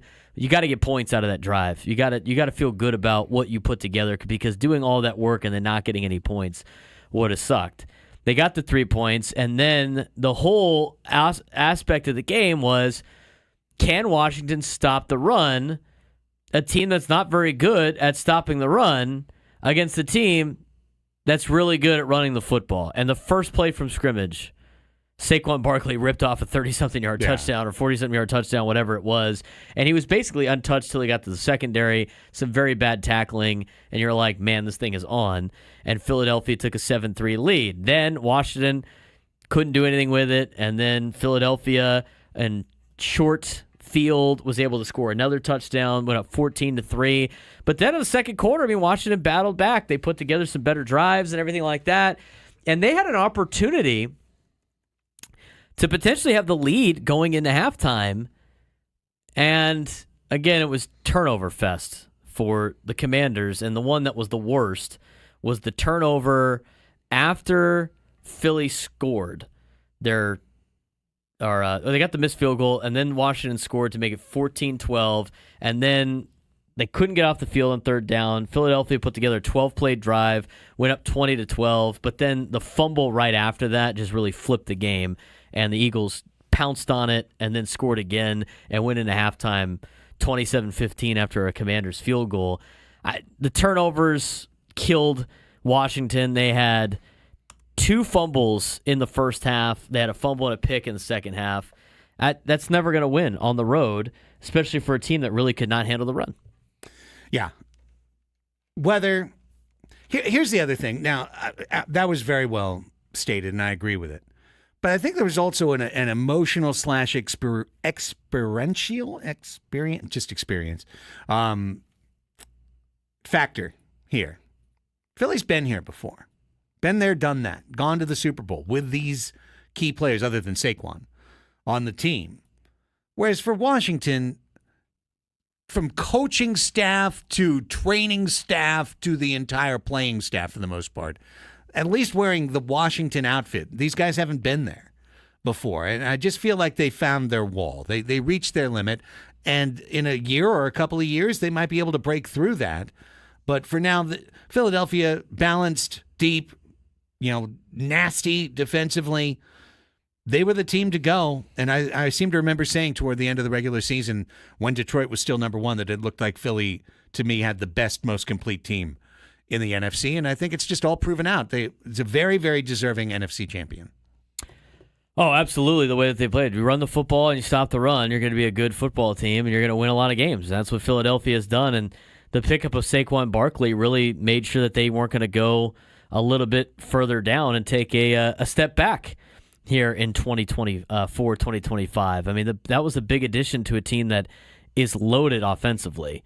I mean, they have arguably one of the best receiving cores in the National Football League. They got a really good offensive line despite losing Jason Kelce at center from a year ago. Saquon Barkley added to it. Plus, a guy like Jalen Hurts, he's not going to go out there and put the team on his back and win you a game, but he's not going to turn the ball over, and he's got enough weapons. He doesn't have to do too much, and he manages the game, and the Eagles are a really good football team because of all of those factors put together. But their biggest pickup was Saquon Barkley and their ability to run the football. Now, a team like Philadelphia, with Kellen Moore as their offensive coordinator and their ability to run the ball, if they get down early, it's going to be tough for them to come back in a game, and they haven't had to be in that situation too many times, and we'll see what they do against Kansas City in the Super Bowl. But they can run the football, and when you can run the football, you're going to be good. And maybe playing indoors in 2 weeks might help the Chiefs out a little bit more than Philadelphia, but the Eagles have done a great job all season. They made plays when they needed to make, but go back to the fumbles. I mean, they have caused so many turnovers all season long, and especially with the fumbles. I mean, if you watch those guys play the defense for Philadelphia, it's constantly punching at the ball. I mean, that is an art that you try to teach as a coach. It's hard to do. It's hard to get guys to go in there and tackle, but every time they go in for a tackle, it's punch on the hand, punch on the ball, punch on the elbow, try to get the ball out. And aside from one fumble yesterday, they were all caused by Philadelphia trying to go that extra mile of let's get the ball out as we get this guy wrapped up. That's not something that you can easily teach. That's not something that's easily done, and the Eagles do a really good job of that. I hadn't seen the odds. I just looked it up. Chiefs are a 1.5-point favorite over the Eagles. I could see that being a pick'em game in 2 weeks. I would if I was a betting man, and I'm not, but if I were, I would run to get those points today because I don't think they're going to be there in a week. I'm not sure they're going to be there in 3 days. Here's the fumble numbers for the Eagles. Eagles continue to dominate the turnover battle. Forcing and avoiding turnovers is a skill. It is a skill. Jalen Hurts doesn't turn the ball over. Eagles create a lot of turnovers. Plus 10 turnover margin through the first 3 rounds of the playoffs. Best mark any team has had since 2000, one ahead of the 2001 Rams and the 2008 Cardinals. Both of those teams coincidentally lost the turnover battle and the game itself in the Super Bowl, allowing the other team to score a return touchdown in the process. What if that happens in 2 weeks? Eagles are forcing lots of fumbles, but they've run hot in terms of recovering those. After recovering 47% of their fumbles during the regular season, they have fallen on 8 of the 11 fumbles that have hit the ground in their games during the postseason, a recovery rate just under 73%. They literally started their postseason by forcing and recovering a Keeson Nixon fumble on the opening kickoff against the Packers, which produced an early touchdown in a game in which they only produced one other touchdown scoring drive the rest of the way. On Sunday, the Eagles forced 3 fumbles on defense and special teams and recovered all 3. It looked like Hurts came close to fumbling on a tush push, although if the ball did hit the ground, the quarterback quickly recovered it. Those fumble recoveries handed them short fields as they took over twice in Washington territory and once in their own 49-yard line. Those possessions yielded 3 touchdowns. Can't say enough about how much creating turnovers benefits a football team from their defense, especially when they're constantly punching the ball out. Yeah. Well, I think it's, we'll talk obviously more about Chiefs and Bills later. I was the only person to back Chiefs on this show, which I get. But don't you feel like that's going to be the sentiment going forward as well? That they've wobbled. They've got to fall. They're going to fall in the ultimate game. That's going to be the dramatic conclusion. Philly's got the combo of defense and running game. They're going to be able to eke this one out. Well, the biggest X factor for the Chiefs, and nobody really talks about, is their coordinators are the best. I mean, you can say what you want about Matt Nagy, but we know who's really calling the plays down there, right? Andy Reid and Steve Spagnuolo are some of the best coordinators in the game, and they have shown that every year for the last couple of years. Big reason why they've won 2 Super Bowls in a row. Even bigger reason why they're going for number 3 coming up in a couple of weeks. They do a good job of creating plays when they need plays. I mean, when Kansas City needs to play on offense, they dial one up. When they need one on defense, they dial one up. Players win you championships, and they get all the credit, but at the same time, the coordinators for Kansas City have been lights out the last 3 years. Andy Reid, one of the best play callers in the National Football League on offense. Spagnuolo, one of the best defensive play callers in the National Football League on defense. He's won multiple Super Bowls as a DC already, and he continued to show that last night. I mean, even late into the game, the corner blitz, on a huge 4th down that ended up working out. Awesome. Dalton Kincaid couldn't hang on to the ball. That's a ball that probably should have been caught, but those you don't mix those up all the time. Those are like once in you want to save those for big opportunities. And he rolled the dice a lot against Josh Allen, and when they needed plays, the Chiefs dialed up the plays that they needed, which is a big factor in that game.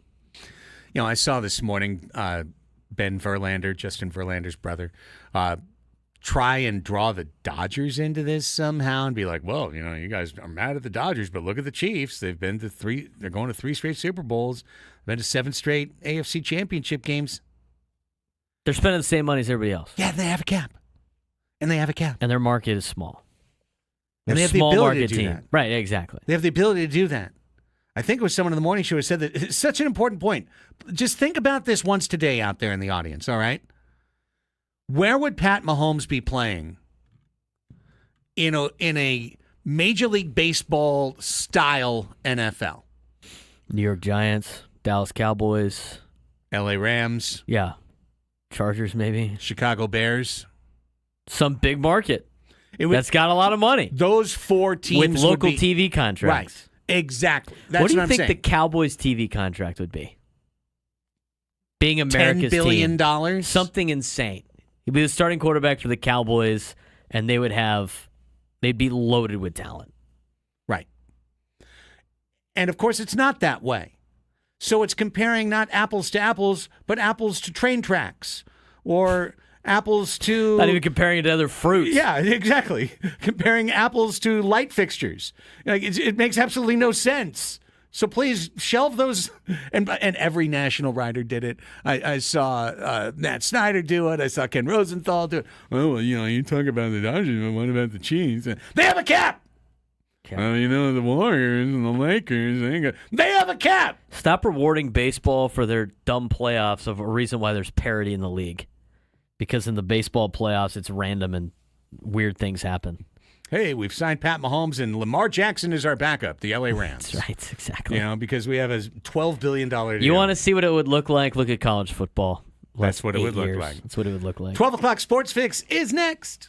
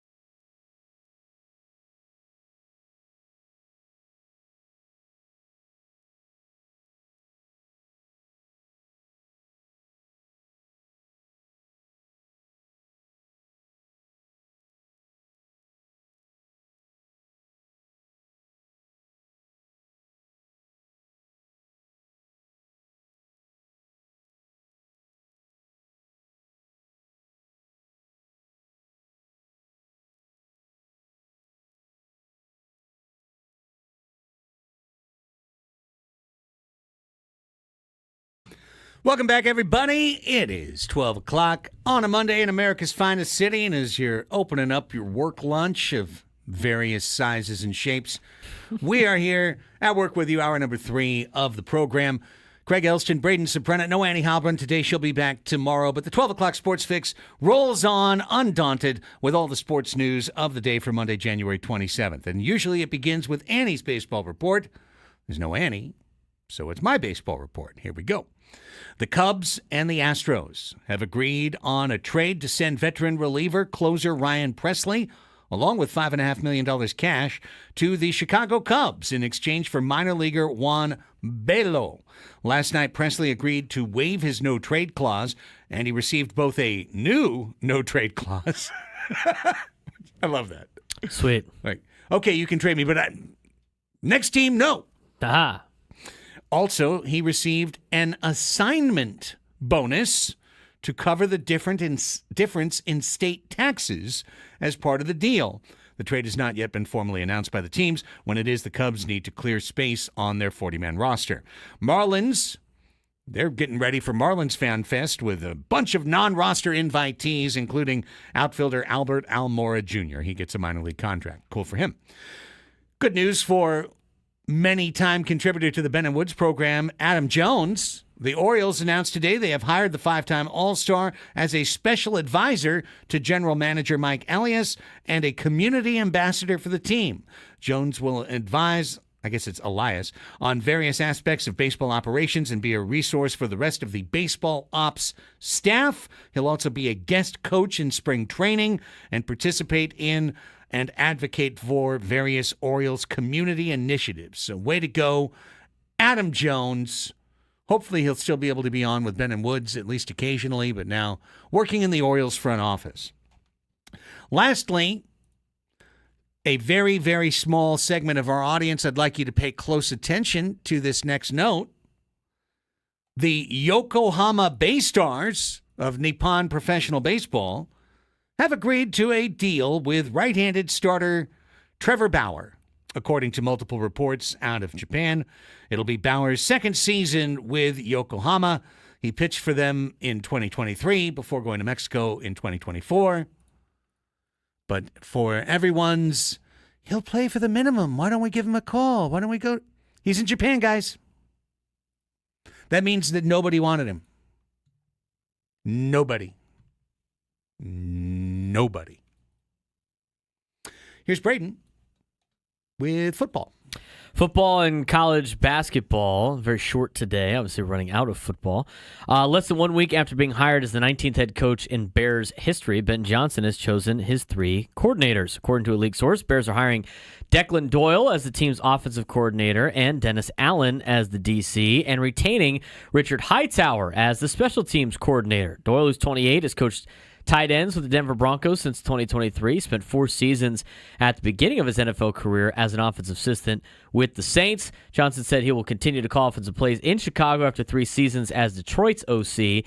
He prioritized finding a coach whose largest responsibility will be helping him game plan for each week's opponent. So the Bears putting their staff together. For the 2 teams that are still playing in the National Football League, as we only have 1 more game left this season, Kansas City Chiefs, betting underdogs in its past 2 Super Bowls, opened as the favorites for next month's Super Bowl 59. The Chiefs were installed as a 1.5-point favorite over the Philadelphia Eagles on Sunday at ESPN Bet, and sportsbooks around the nation, the over-under total opened at 49.5 at ESPN Bet. Kansas City beat the San Francisco 49ers in overtime as underdogs in last year's Super Bowl. Chiefs were also underdogs when they rallied back to beat the Eagles in their 2023 Super Bowl meeting. A rematch with Philadelphia stands in the Chiefs' way of becoming the first team to win 3 consecutive Super Bowls. Eagles began the season with 11-1 odds to win the Super Bowl. They cruised past Washington in the NFC Championship to reach their 2nd Super Bowl in the past 3 seasons.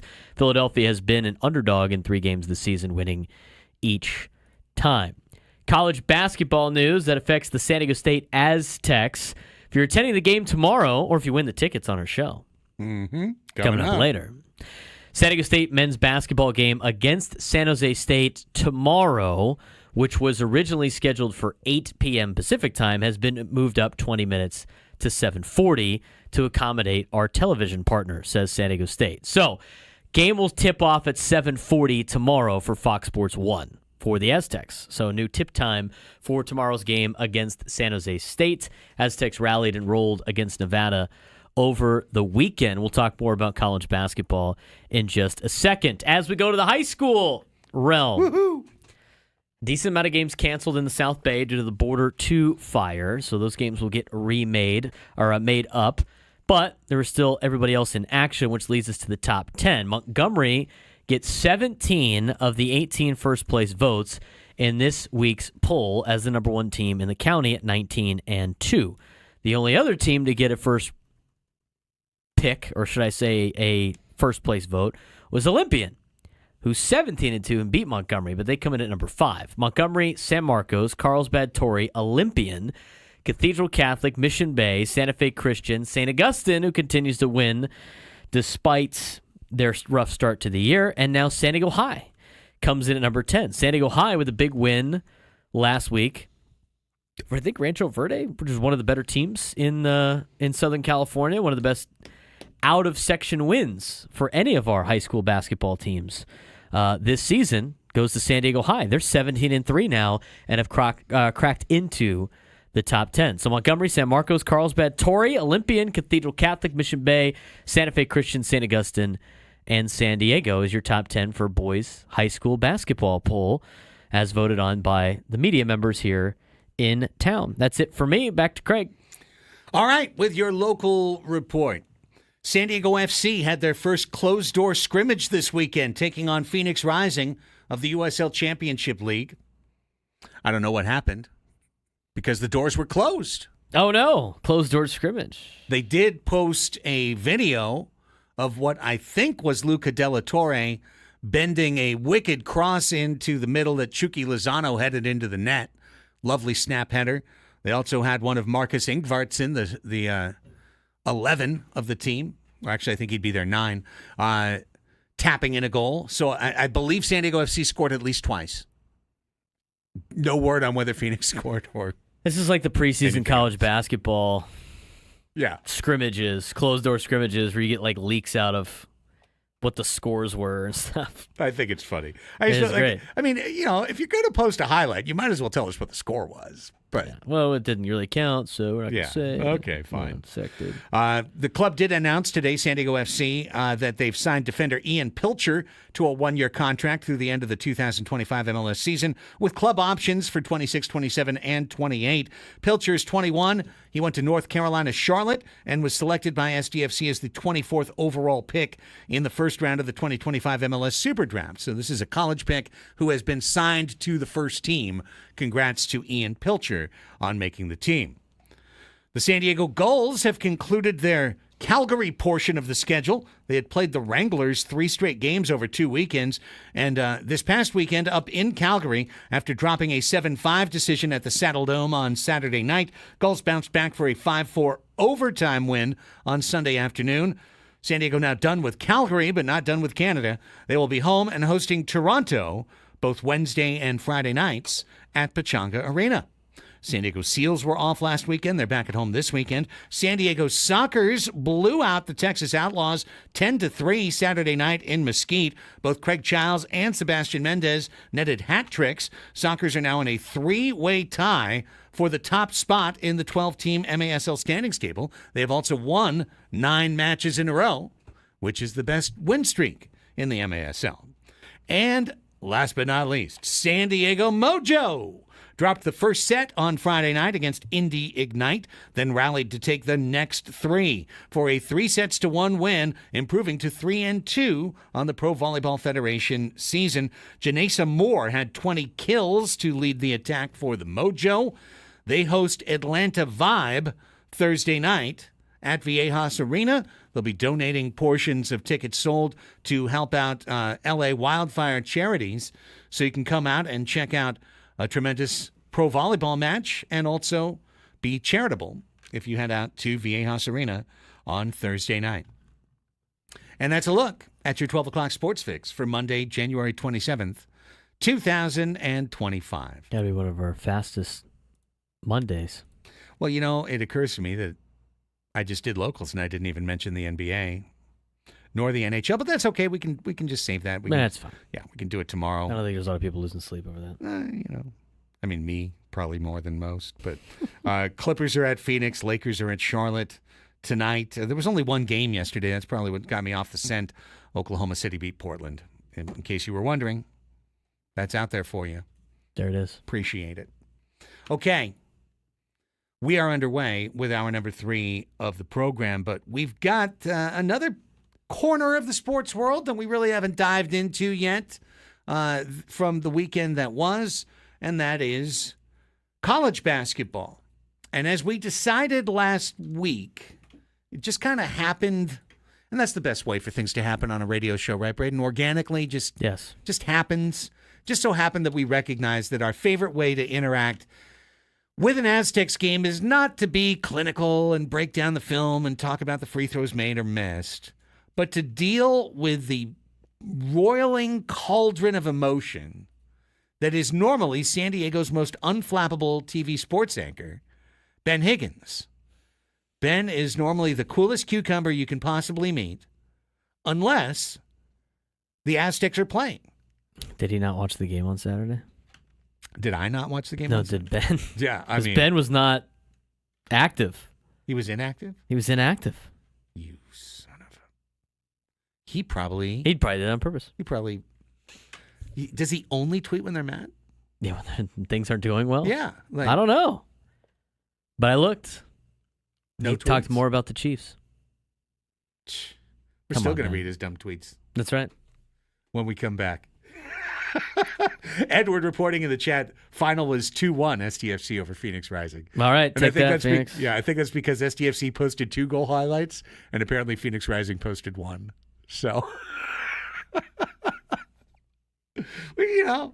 good deductive work. Appreciate you all. All right, when we come back, college basketball roundup after this on the Fan.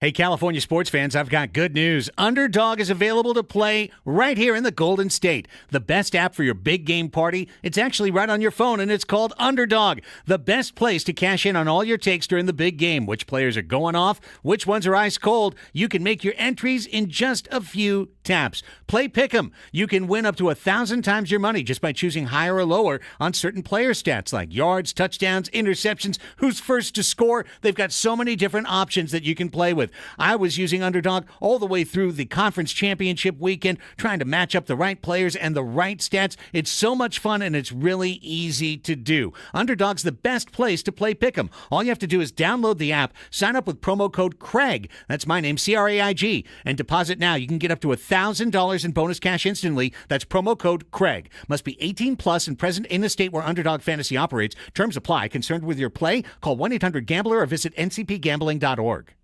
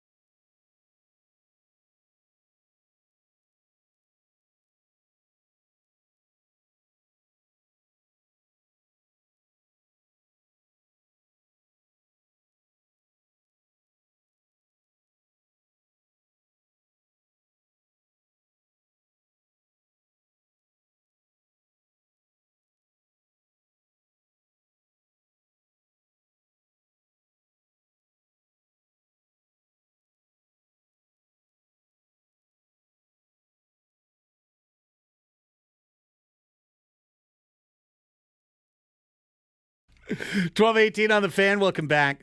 But we got a lot of liners today, man. I warned you before the show. You did. I gotta blast through this. I got to point out that, you know what? I have warned people about a lot of things the last couple of weeks. Yep. Not just you. No. Nobody listens. Nobody listens. Nobody listens! I mean, I kind of listened to I warned you. You should have brought a jacket. It's going to be extra cold. Yeah. Did she? No. No. I warned you. No. You had a lot of liners today. Did you listen? I mean, I'm listening. No. Well, here's now one, you are. and now I got to read another one. There you go. Download the Odyssey app and listen to 97.3 The Fan on the app, and that's your chance at the ultimate trip in the Slam Dunk in Vegas contest. All you have to do is download the Odyssey app, log in, and then listen to 97.3 for at least an hour. Doing so will gain you a daily entry into this national contest.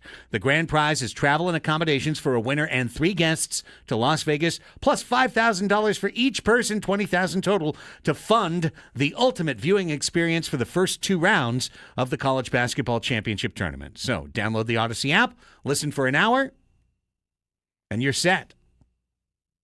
That's different, by the way, than listening on your smart speaker. You can listen to 97.3 The Fan on your smart speaker, but you won't get a daily entry. You need to listen to it on the Odyssey app for that. It's app specific. Bear that in mind. Did we know it was Annie's birthday today? No, until I just went and opened an app I did not open this morning, Facebook. And now I see, happy birthday, Annie. Now we know why she's off. That's right. Happy birthday to Annie. Listen, gang, she didn't tell us. No. All she told us was, I will be off and Adam knows. That's what we got. I didn't know it was her birthday. Happy birthday, Annie. Good choice. Don't spend I spent my birthday on the air with you guys. And then I went right in and did a wave game that night. I'm trying to think if I've ever taken my birthday off in any job I've had. I don't think I have. I kind of want to, though. Well, especially now. Last year, I didn't go to the watch party thing because I didn't want to wake up at 3 a.m. on my birthday to watch the Padres. No offense to anybody out there that did. I mean, I'm sure that was great I was for you. there, you know it. I was like, it's gonna. I got to pace myself throughout the day. Got to go to work. I'd just be, whatever. But no, it was weird though to have a Padre game on my birthday. There's never any. The only sport that's ever on my birthday is March Madness, and that's it. Right. It was weird seeing the pods on my birthday. But I do, here's the best part, is like our football team sings happy birthday to everybody that has a birthday during the football season. Mm-hmm. And I never have to deal with that, usually ever. So, because mine's in March. Now, with the season being full year, who knows? Maybe one of the pregame, one of the early morning workouts, I'm going to have to deal with 15-year-olds voice cracking happy birthday. And they sing it it was somebody's birthday at the banquet, and so they sang happy birthday. Let's pick up the pace. You know what I'm saying? Like, you don't know happy birthday. Let's go. Happy birthday to you. Happy birthday. I'm sure you've gone to a lot of kids' parties as having a child. Don't you? Come on, let's go. We got to go fast. We don't need to drag this thing out. Well, happy birthday to Annie. Happy birthday to Annie. And many more. Charisma wished her happy birthday on X. 4. Looks like maybe Melanie did, and Tyler. All right. Outstanding. Are we going to start singing happy birthday to her tomorrow? I mean, we could. She would not. I don't think she'd like it. I don't know. It'd be super eyewash. She'd love it. It would be eyewash. It'd be super eyewash. So she'd love it? She'd love it, yeah. Yes. She'd be like, she is the queen. I hate this. Give me more. Queen of eyewash. Well, Annie's off, but I got a bone to pick with one of our other beloved co-hosts on 97.3 The Fan, and that is one Benjamin Higgins. Yeah, what the hell, man? Because Ben just mailed it in on Saturday, I guess. Bro, we literally built a segment around you for Aztecs called Ben's Aztec Tweets because you get so neurotic during games and like you fire out 25 tweets when normally you would tweet maybe twice a week or something. Instead, you fire out 25 Aztecs tweets. Well, apparently, Reno, Nevada wasn't good enough for you. Apparently not. On Saturday. No respect for the Wolfpack. Apparently, they don't rate a tweet. Never mind 3 or 4 tweets. So we have no Ben's Aztec tweets. But he Air didn't Force even does? bother But Air Force does. Air Force. They were losing. That's why. Because he was sad and mad because they were losing. Where were you on Saturday, Ben? We're counting on you, man. We're counting on you to post up, even on a weekend. We need your, anxious, energy-filled tweets. That's either manic or depressive or sometimes both. Like, we need that energy. But no. So I guess it's just left to us to note that San Diego State took care of business at Nevada, handled their business, stood on 10 toes down on business or whatever it is. Standing on business. And took care of him. Goff with 15 points. Blew him out. Nevada barely scored. Well, the biggest thing that happened for the Aztecs on Saturday wasn't even them winning. It was Houston. Yes. It was Houston coming back against Kansas twice. Yes. They came back to end the regulation to get it overtime. They came back from a decent amount of points in overtime to force overtime too, and ended up winning in double overtime against Kansas. I mean, that was a huge win for a team that San Diego State beat already this season. And you start looking at, we talked about it when they beat Houston, that team was going to be around for a long time. I mean, they're 7 in the country right now, and they beat Kansas, who's 12 in the country, by 6 points on Saturday. You saw the net go up for the Aztecs and the Ken Palm and all that stuff. It's all intertwined together. And when you have a good win like beating Houston and they go out and beat Kansas, you're going to jump up. And so the Aztecs jumped up, I think, 7 spots on Saturday. And it wasn't just for beating Nevada. It was because Houston was able to knock off Kansas. And the more Houston wins in the Big 12 and the more Creighton wins in the Big East, the better it's going to be for San Diego State, hopefully to put themselves in a position where they're not a bubble team come Selection Sunday. Yeah, you got to keep rolling. You got 2 weaker teams this week, and we can look at the downside of that and go, uh-oh, they've got to win well or else they could drop in. Just beat these teams. Just blow it out. Make this a completely, forgettable week for Aztecs. Not in the wrong way, but in the way of of course they beat San Jose State. And that's who they play tomorrow. 7:40 tip now. Moved from 8 o'clock. That's good news. Correct. It's good news for non-night owls. I mean, 8 o'clock tip is just 7:40 is still kind of late. It's late. I mean, 7 would be preferred. 6:30 would be even a little better. But, but nonetheless, it's when you get that late, when you get to 8 o'clock, no thanks. So yeah, also Saturday, Wyoming in town. That's a 5 o'clock tip. And hopefully the Aztecs will roar through these games because they go to Colorado State a week later.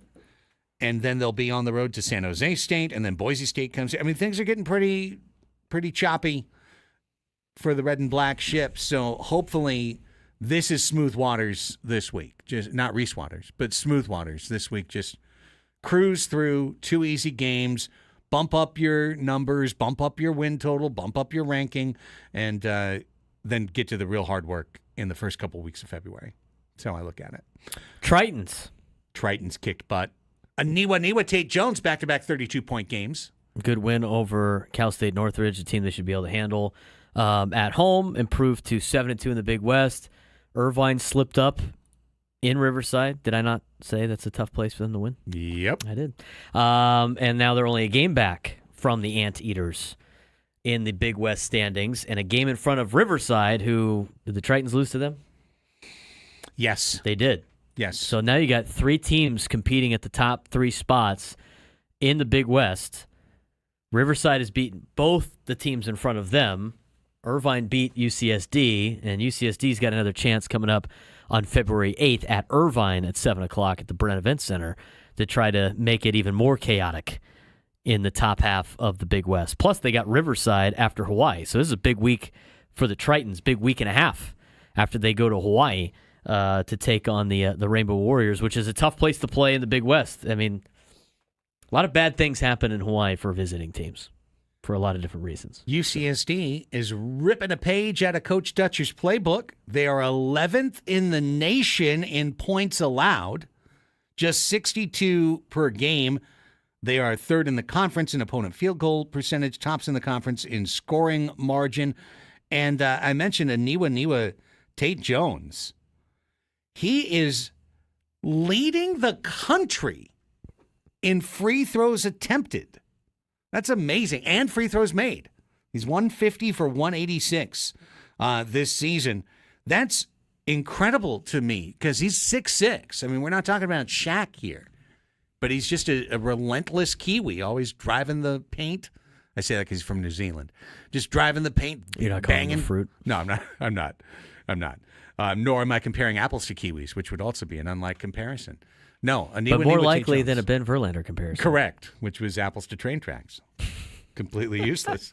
Just not the same thing at all. Like, what are we? No, it's not. Why are we talking about it? Yeah, so awesome work for UCSD. So psyched for them. Can't wait to get out to another game at Lion Tree Arena. Looking forward to it. How did USD do? They lost to Portland, I think. Mm-hmm. Was not on the trip with them. They'll be back in action this week, but it's been tough sledding for Lavin and the boys at USD. Women's team came up short twice over the weekend. Had a chance to knock off St. Mary's. They were down 16, outscored St. Mary's 23-8 in the third quarter to take the lead, and then ended up losing in the fourth. And then same thing on Saturday against San Francisco. Kind of roared back, but just didn't have enough. And it's been tough basketball over in Linda Vista. USD is now 1-8 on the season. Their one win over Pacific after they lost on Saturday to, I think it was Portland. No, San Francisco. They lost to Portland on Thursday, and then they lost to San Francisco 81-69 on Saturday. They will have Pepperdine and LMU this week, both at home. It's just been tough sledding for Coach Lav and the rest of the USD coach and staff. Hopefully, better days ahead, better weeks ahead. And for you guys who are courtside for all those home games, I'm hoping better days ahead for you too. Absolutely. Yeah, they've got a lot of young guys that are putting a lot of good effort in. So, but it's been a struggle. We're approaching a time. The golf league is on today. I saw that. I was wondering why, and I guess there's no football on Mondays anymore. So, did they move back to Mondays, or are they going to be Monday, Tuesday now? I think they're going to be maybe Monday, Tuesday. I know they've got a triple header coming up because I saw them advertising. Like a Monday, Tuesday, Wednesday, or like all in the same day? All in the same day. They're going to have 3 TGLs like back to back to back on, I think, a holiday Monday coming up. They're going to go 27th, February 4th, February 17th. There it is, February 17th. Triple header, including the same team playing back to back. I guess fatigue really not a factor when you're in the sim. And it's also a week. You have a week. I guess they go play in tournaments. Yeah, I mean, they go actually play. But they're going Monday this week, and then they're going Tuesday next week. And then they're having a week off? Probably the for, not a major, but maybe for a signature event. It's possible. And then they're back on President's Day. Again, on Monday. Speaking of signature events, let me just say this because we had to push. We're pushing to past the 33 here. Farmers finished. Congrats. Harris English wins. When I was at Reedy Creek Saturday afternoon and I saw, I was checking in and I saw the tournament on the television with inside the pro shop, I was like, oh, geez, I'm not paying attention to the final round. And then I looked at the leaderboard. I went, I don't know any of these guys. Like, I know the name Sung Jae Im. He was like the last guy on the leaderboard. I don't know any of these guys. I'm not compelled to find out which one wins because I have no knowledge or rooting interest in any of these players. Now, over the weekend, I think it was Friday that they made it official, the announcement that the Genesis is coming down here, unfortunately, due to the wildfires. In the Palisades fire, it has rendered the air quality and everything around the course, to not be good enough. And so Genesis is coming down here. They use the Palisades for a lot of parking and all this other stuff, too. Yeah. So if you had a choice, if you're a golf fan, if you love golf, and you had the choice between going to the final round of the Farmers or the Pro-Am day of Genesis, you're going to pick Genesis because everyone's going to be there. Scotty Scheffler's going to be there. Morikawa was supposed to be at Farmers. He had to back out, but he's going to be there. Every top golfer that's not on LIV is going to be at the Genesis because it's a signature event, $20 million pool. And it just reminds me of what happened to the Holiday Bowl, Braden. You know how the Holiday Bowl used to pay for a really top spot, and they got like number 2 Pac-10 against number 3 Big 12. Right. And they always got this great matchup that could have served as a college football playoff level matchup every year. And then the rates changed, and then I think it was Phoenix that outbid them for their ranking spot, and then they dropped down, and they were getting slightly lesser teams. And it's like, it's still the Holiday Bowl. It's still awesome, but it's not quite the same. And that's what's happened to Farmers. The fact that they're not signature and that the signature events have popped up around them means Farmers is now one of those tournaments that players who aren't stars on the league are trying to win so that they're getting their tour card, they're getting their majors invites. You know, it's one of those key grinder tournaments now, as opposed to being a tournament where all the stars are coming out to shine, you know, on the seaside shores of San Diego. It's just changed, and I feel like Genesis coming back, or not coming back, coming down here 1 year only, but this is the closest to the U.S. Open coming back that we're going to see at Torrey Pines for years and years to come, unless and until the U.S. Open comes back. This is going to be your last chance to see a Scottie Scheffler in person, to see the superstars of the league, maybe a Tiger as well, in person, because they're just not going to come to Farmers because of the schedule and the fact that they're no longer a signature event. It kind of stinks. Well, there's a couple things in there. Live Golf does not help because like half the stars are not part of the PGA anymore, so that's one factor too. I mean, that already eliminates half the field. And then on top of that, I mean, the times that Farmers usually got a lot of participation is when they put the U.S. Open on the schedule. And until they put the U.S. Open on the schedule, it's going to be like that, right? I mean, that's kind of the biggest draw all the time was it's a U.S. Open course. And so guys want to be able to get some reps on the U.S. Open course, even though U.S. Golf comes in and kind of reconfigures things. Right. A lot of players want to be able to play it and get used to it and playing at Torrey with the coast and everything like that and read the greens and everything that happens with that. So, and I would imagine they probably host again, and they'll probably put their name in the hat. And the PGA loves coming here, or sorry, U.S. Golf loves coming here for the U.S. Open. So I think with those, you're going to get more opportunities. And once it gets back on the schedule, I mean, it could be 10, 15 years down the road, you'll start seeing bigger draws coming down to the Farmers. The time of the year kind of stinks too, obviously, because it's the beginning. Not a lot of guys are really getting geared up yet. I mean, some are still taking time off. I mean, Scheffler's making his debut at Pebble Beach. Right, because he's got some injuries that he had to deal with and everything like that. So I think it's a lot of factors that are currently hurting the Farmers. I don't think it's too insane to think that like it's just not going to be an event anymore. I think a lot of guys do like coming and playing Torrey, but they got to keep putting it on the U.S. Open schedule, and they'll continue to get players to show up. And I see in the chat, Bob says Genesis grounds tickets are $100. The same ticket for Farmers was $70. Well, yeah, but you're going to get what you pay for, and I know where I'd put my money. I mean, it's no slack, or it's no slight, I should say, on the Farmers. It's just the nature of it. You want to go see the best players in the PGA. You want to see the best players on tour, all together doing battle, not a who's that, which is kind of what it was over the weekend. Again, not dissing. It's the nature of where it is. Let's take a timeout. Last time out of the hour. It is time to open up the lines for our first silly game of the week. Every day in the 1245 segment, we play a silly game. And right now, we have as the grand prize a trip to Las Vegas to see Scorpions on March 6th, plus a 2-night stay at Planet Hollywood and a $100 gas card. We have a rotating set of 4 games. The rotation hits Mind the Gap today, the game of multi-generational trivia, which works perfectly because I'm the contestant on that one, and Annie isn't involved, and Annie's not here today, so boom, happy birthday, Annie, once again. So we're going to play Mind the Gap, where you're going to need to answer one question aimed at a boomer, one at a Gen Xer, one at a millennial, and one at a Gen Z. And if you can do it before me, you will be qualified to go to Las Vegas. 833-288-0973 is our number. 833-288-0973. Give us a call. We'll throw you on hold during the break. We'll pick a contestant. We'll come back and play Mind the Gap next on San Diego's #1 sports station, 97.3 The Fan.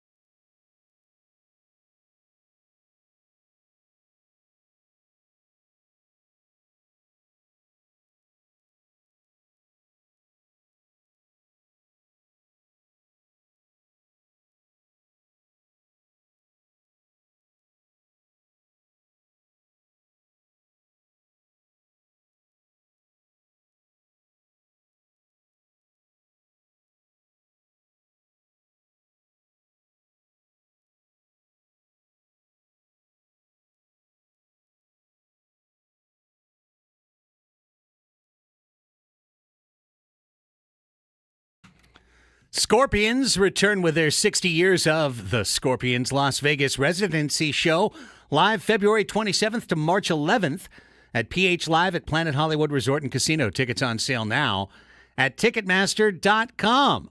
Or just take me on and beat me in the game of multi-generational trivia known as Mind the Gap. It's time to play silly games. Our first of 5 this week. It's the game of multi-generational trivia. It's Mind the Gap, and today's contestant, we go up to Escondido. And welcome in Mike. Hi, Mike. Welcome to Silly Games. How are you? Hey, what's up, guys? Great to have you on the show. Thanks for calling in, Mike. What's good? Before we play, tell us a little bit about yourself. Oh, just a local painter up here in Escondido and Padre fan for life, driving on the 78. Appreciate it, Mike. Here's how the game works. We're playing Mind the Gap.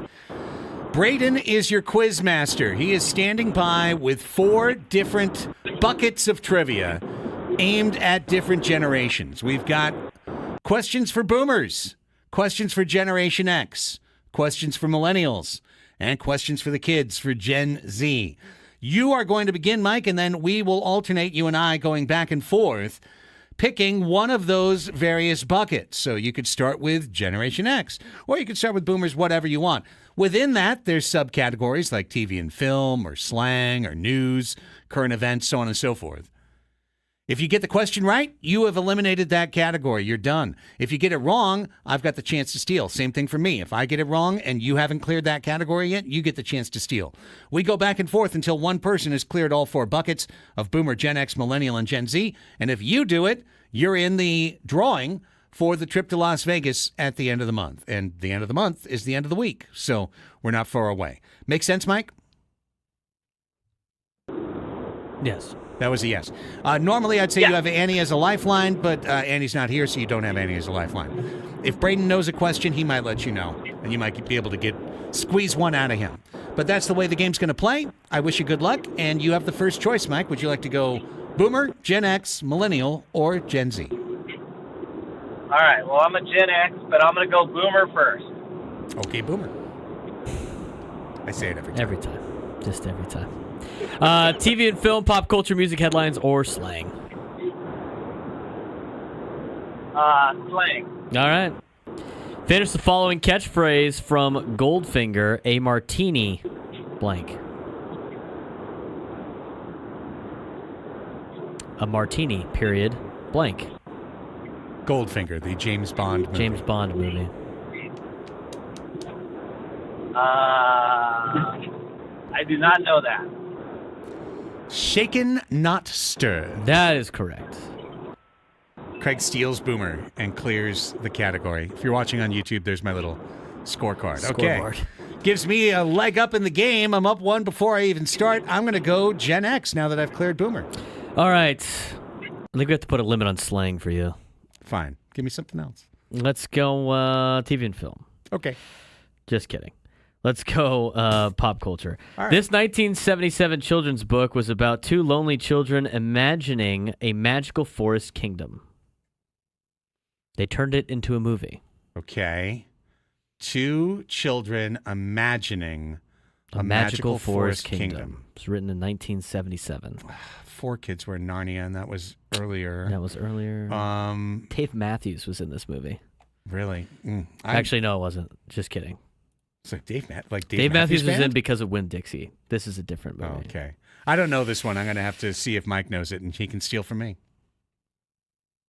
Mike, I think I know it. Go ahead. Where the wild things are. Dang it. Oh! It'd be Bridge to Terabithia. Bridge to Terabithia. Never saw it. We're the same generation, Mike. I remember watching that movie. That movie came out in, I think it was middle school. It was 5.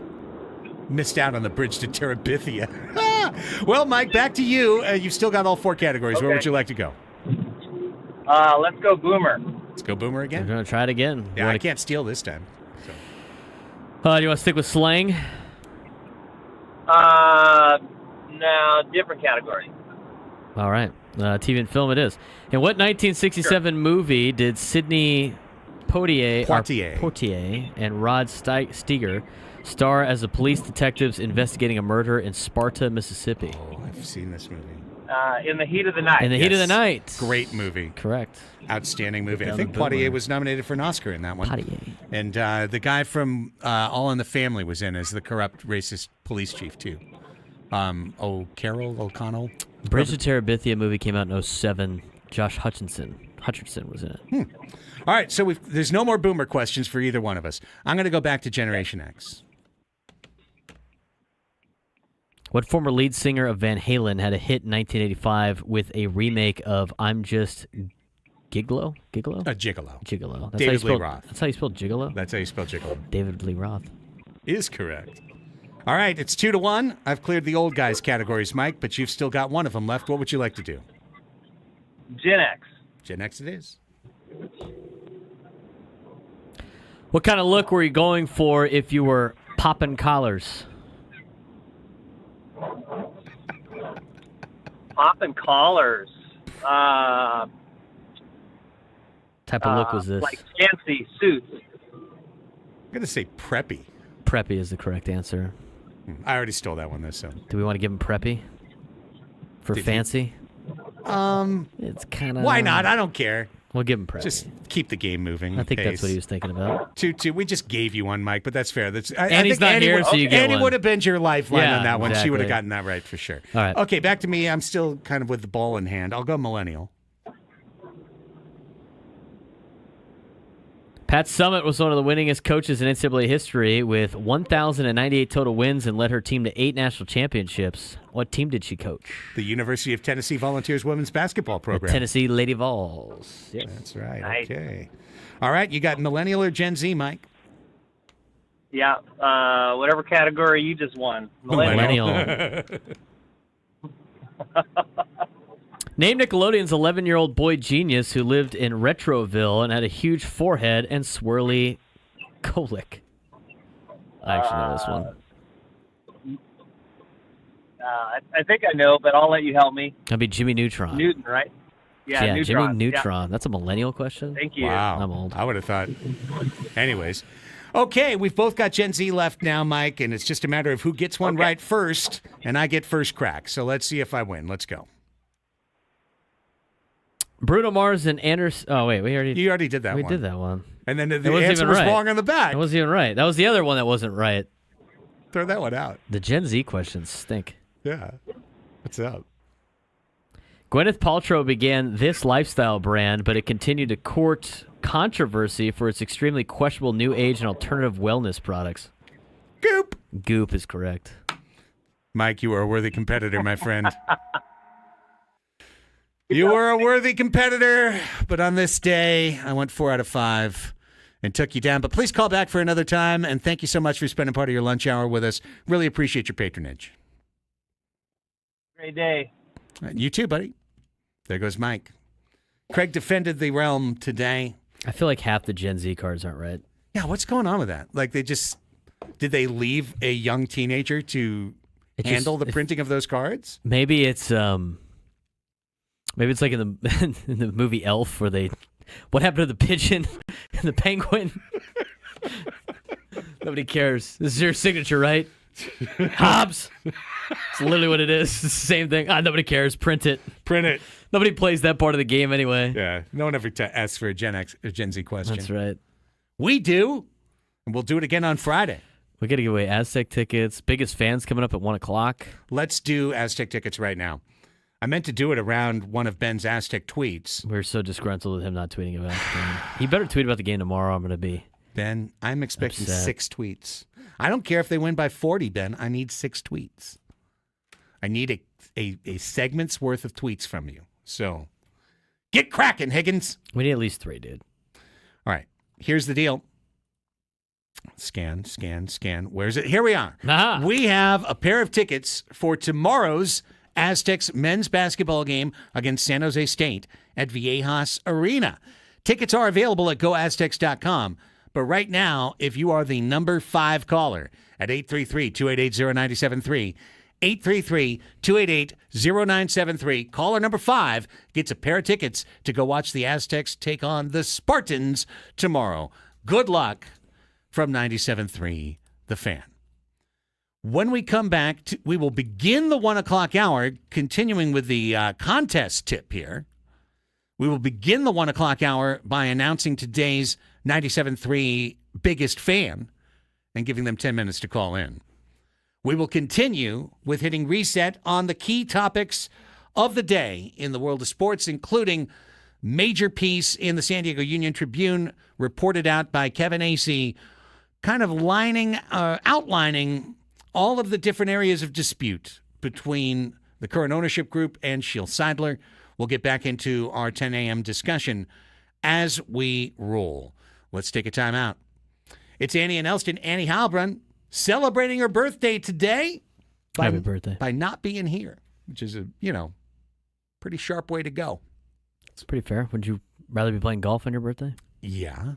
It's what I'd call a veteran move. Savvy move by the second-year vet. Another gift to yourself. Hey, listen. Gifts to yourself, you never go wrong. It's true. You know the cost. You picked it. You have to like it. Yeah. No returns on self-gifts. We're back with all of that content and more. We're going to wrap up the show with Ask Us Anything.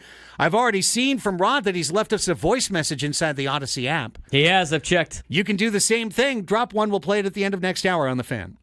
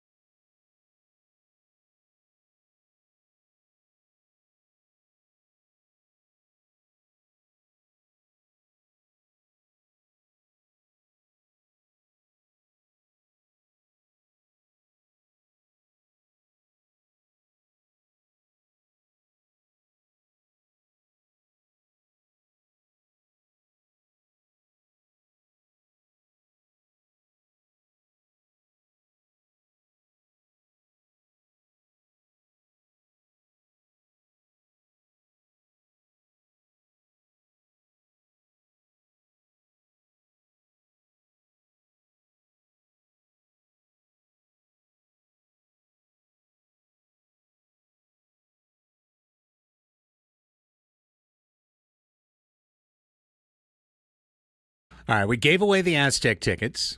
It's 1 o'clock, hour number 4 of Annie and Elsten. Welcome back. Craig Elsten, Braden Soprano. No Annie today. She's off for her birthday. She'll be back tomorrow. Who won our Aztec tickets? Manuel, in congratulations. huge congrats. New contest. It is time to announce today's biggest fan. And we want to congratulate today's biggest fan, Alberto Canedo. Could be Canedo.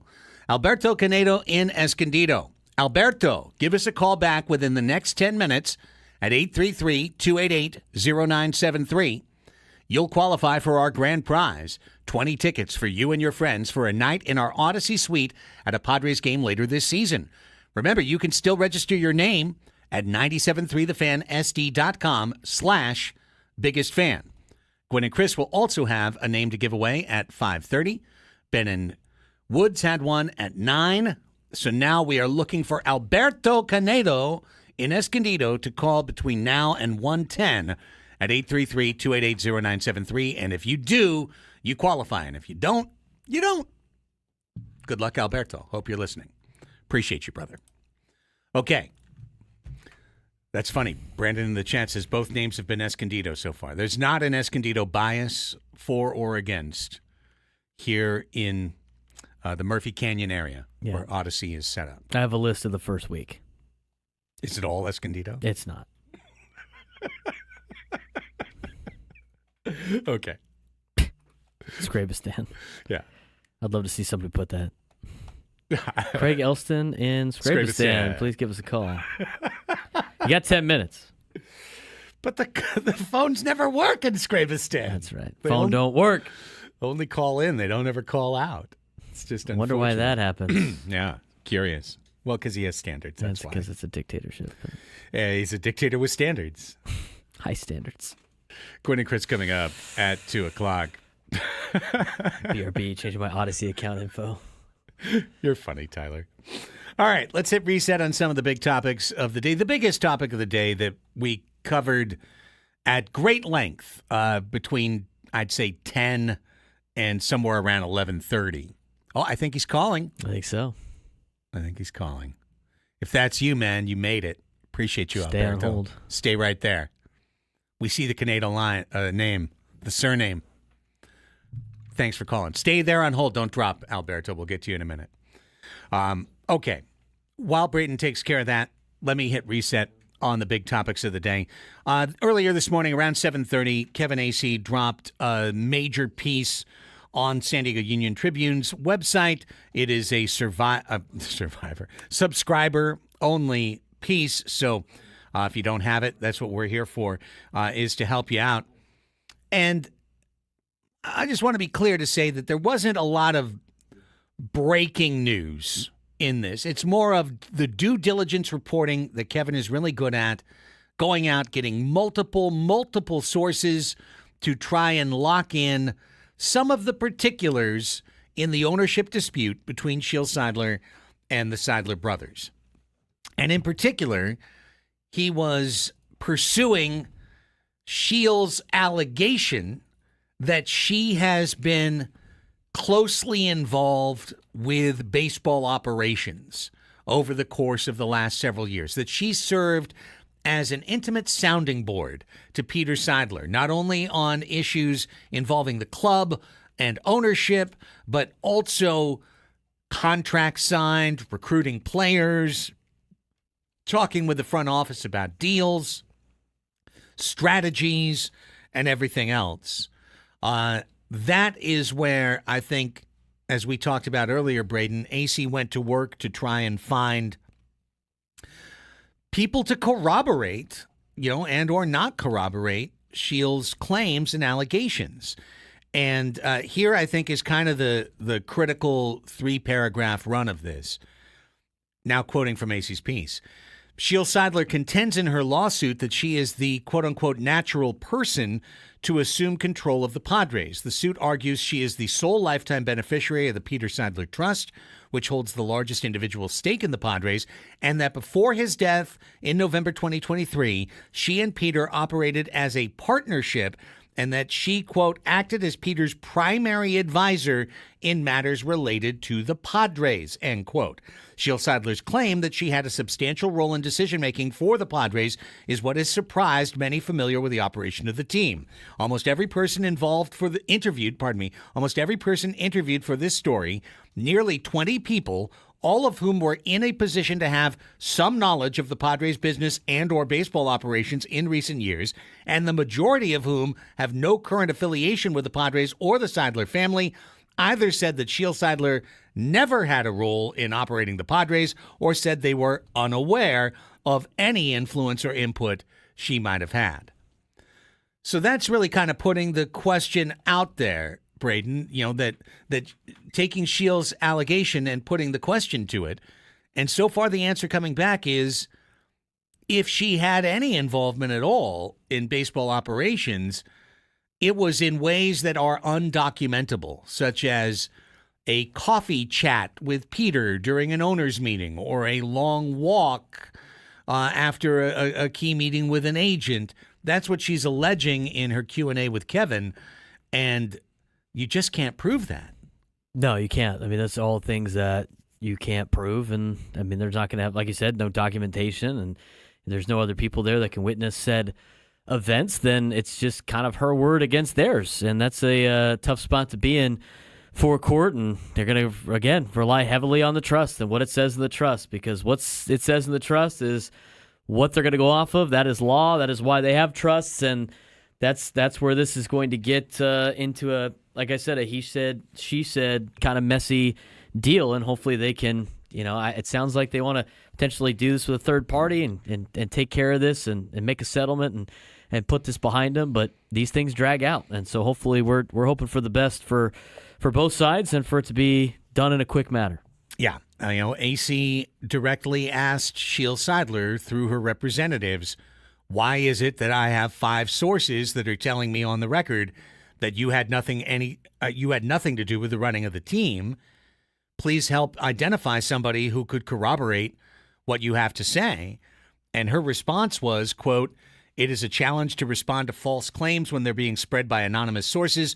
What I do know is there are many people within the organization or with close ties who would strongly refute those claims and offer firsthand examples of my deep involvement in the franchise for more than a decade. Sadly, however, it is my understanding they have been instructed in writing not to assist me in explaining their knowledge of my role in the decision-making related to the team.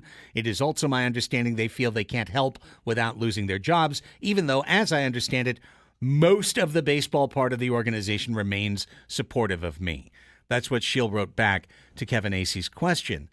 And it's just such a difficult situation, Braden, because we're here in a radio studio where we have microphones where what we say you hear out there and then take as being a word of authority. And all we have here are allegations. And what Shield is saying in response to the question of nobody seems to say that you were involved, what she's saying you can't prove. She's saying, well, they've been given a written gag order. They've been told they would support me, but they can't because they're afraid. And where does that go in a court of law? Yeah, how do you put that together with witnesses and stuff like that? It goes nowhere. It goes absolutely nowhere. And that's the issue here. Is that whether, take out emotion, take out the battle for hearts and minds, and anything that is said publicly at all, anything that is said publicly, what's written in the instructions of the trust is what will be executed. And what's written in the instructions of the trust, according to all the reporting and everyone's statements, she's not in there. She's not in there in terms of being in line to be a control person of the Padres. But what's been put into the public is a very, very different story. And it's kind of being put out there like, here are all these allegations. I've got nothing evidentiary. But listen, trust me, it's that way. People would say something to support me. They just can't. And that's why they're not. Okay. And I could even believe you, but you can't prove it. It's going to go nowhere in probate court. And so what we're doing is we're just setting the stage for a settlement. We're trying to color public opinion in order to attempt to sway pressure to lead to a settlement. And what is a settlement going to lead to? A settlement is more than likely going to lead to a sale. And if that's the direction we're going, then honestly, that's not going to be resolved anytime soon. No. Not anytime soon. So this is going to be right there over the top of this Padres franchise going forward, and I don't know how long, but I can tell you from my own personal work experience in this industry that I was involved with the Padres on their flagship station when Petco Park was held up for 2 years because of lawsuits. People will remember the name Bruce Henderson if you were around at the turn of the century. And a 2002 opening day became a 2004 opening day for Petco Park. And those 2 years weren't pretty. And I was also covering the team on a pretty much day-to-day basis in 2008, 2009. And that was the John Moore's divorce and all the controversy that was around that. And that wasn't a real pretty time for Padres baseball. And the difference between those teams and this team is that those teams didn't have Fernando Tatis Jr. Those teams didn't have Manny Machado or Yu Darvish or, even though he's injured this year, Joe Musgrove, Jake Cronenworth, Xander Bogaerts, go down, Jackson Merrill, go down the list. This Padres team is way better and way better positioned than any of those were. But it's a pretty straight, simple line between two dots that you can draw right now. The Padres in action and this ownership dispute. You can draw a straight line, two dots, no curves needed. It's very straightforward. Let's take a time out.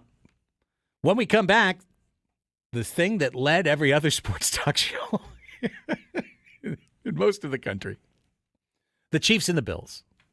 We'll dig in on what was truly a very enjoyable AFC Championship game, unless you hate the Chiefs. We will get to that.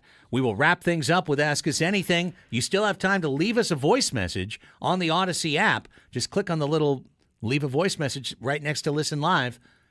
Send us a message. We'll play it at 1:40. Right here, San Diego's #1 sports station, 97.3 The Fan.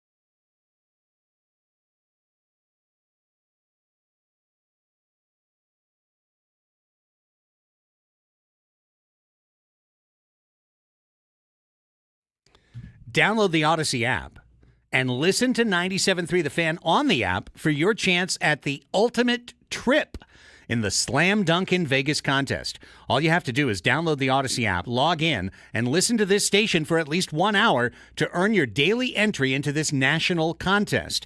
The grand prize is travel and accommodations for a winner and 3 guests to Las Vegas, plus $5,000 for each person to fund the ultimate viewing experience for the first 2 rounds of the College Basketball Championship Tournament.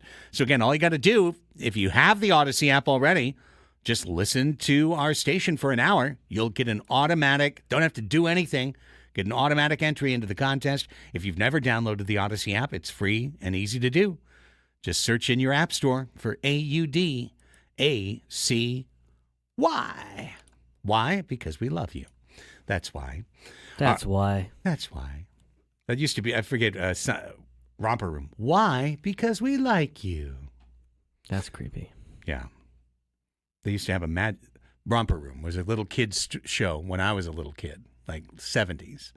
And they had a magic mirror. And the magic mirror on the wall? Yeah, and the lady would hold the magic mirror and go, I see Johnny and Sally and Freddie and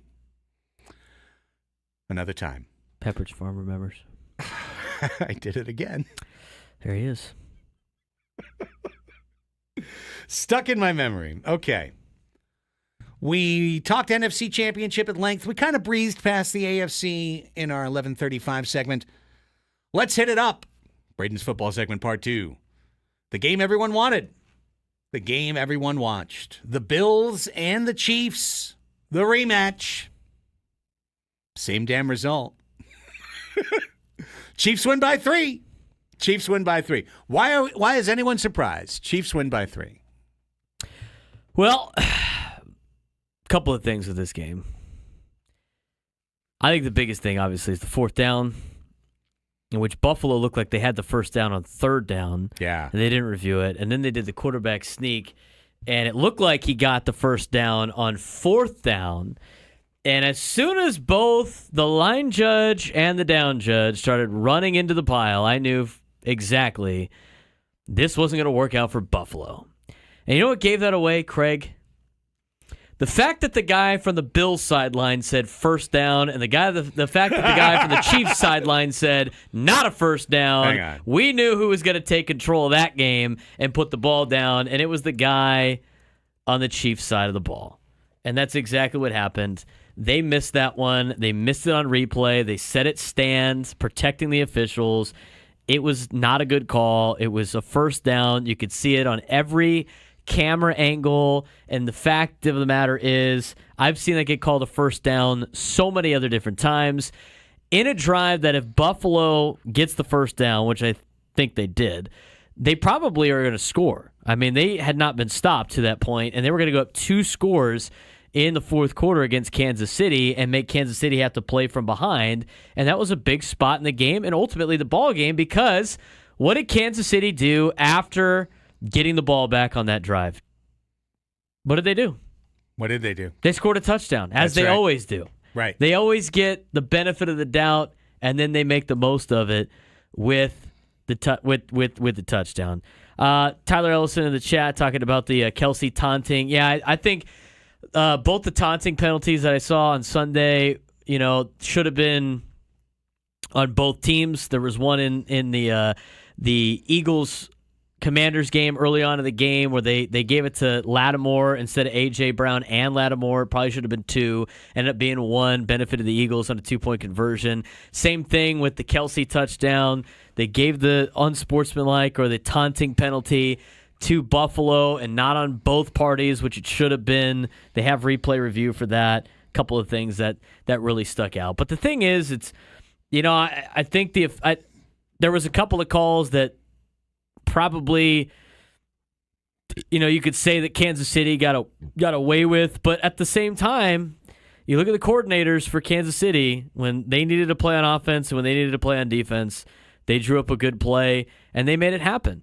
And my dad brought this up to me today, and I totally agree. I mean, that last drive for Buffalo looked like a Phillip Rivers Chargers drive.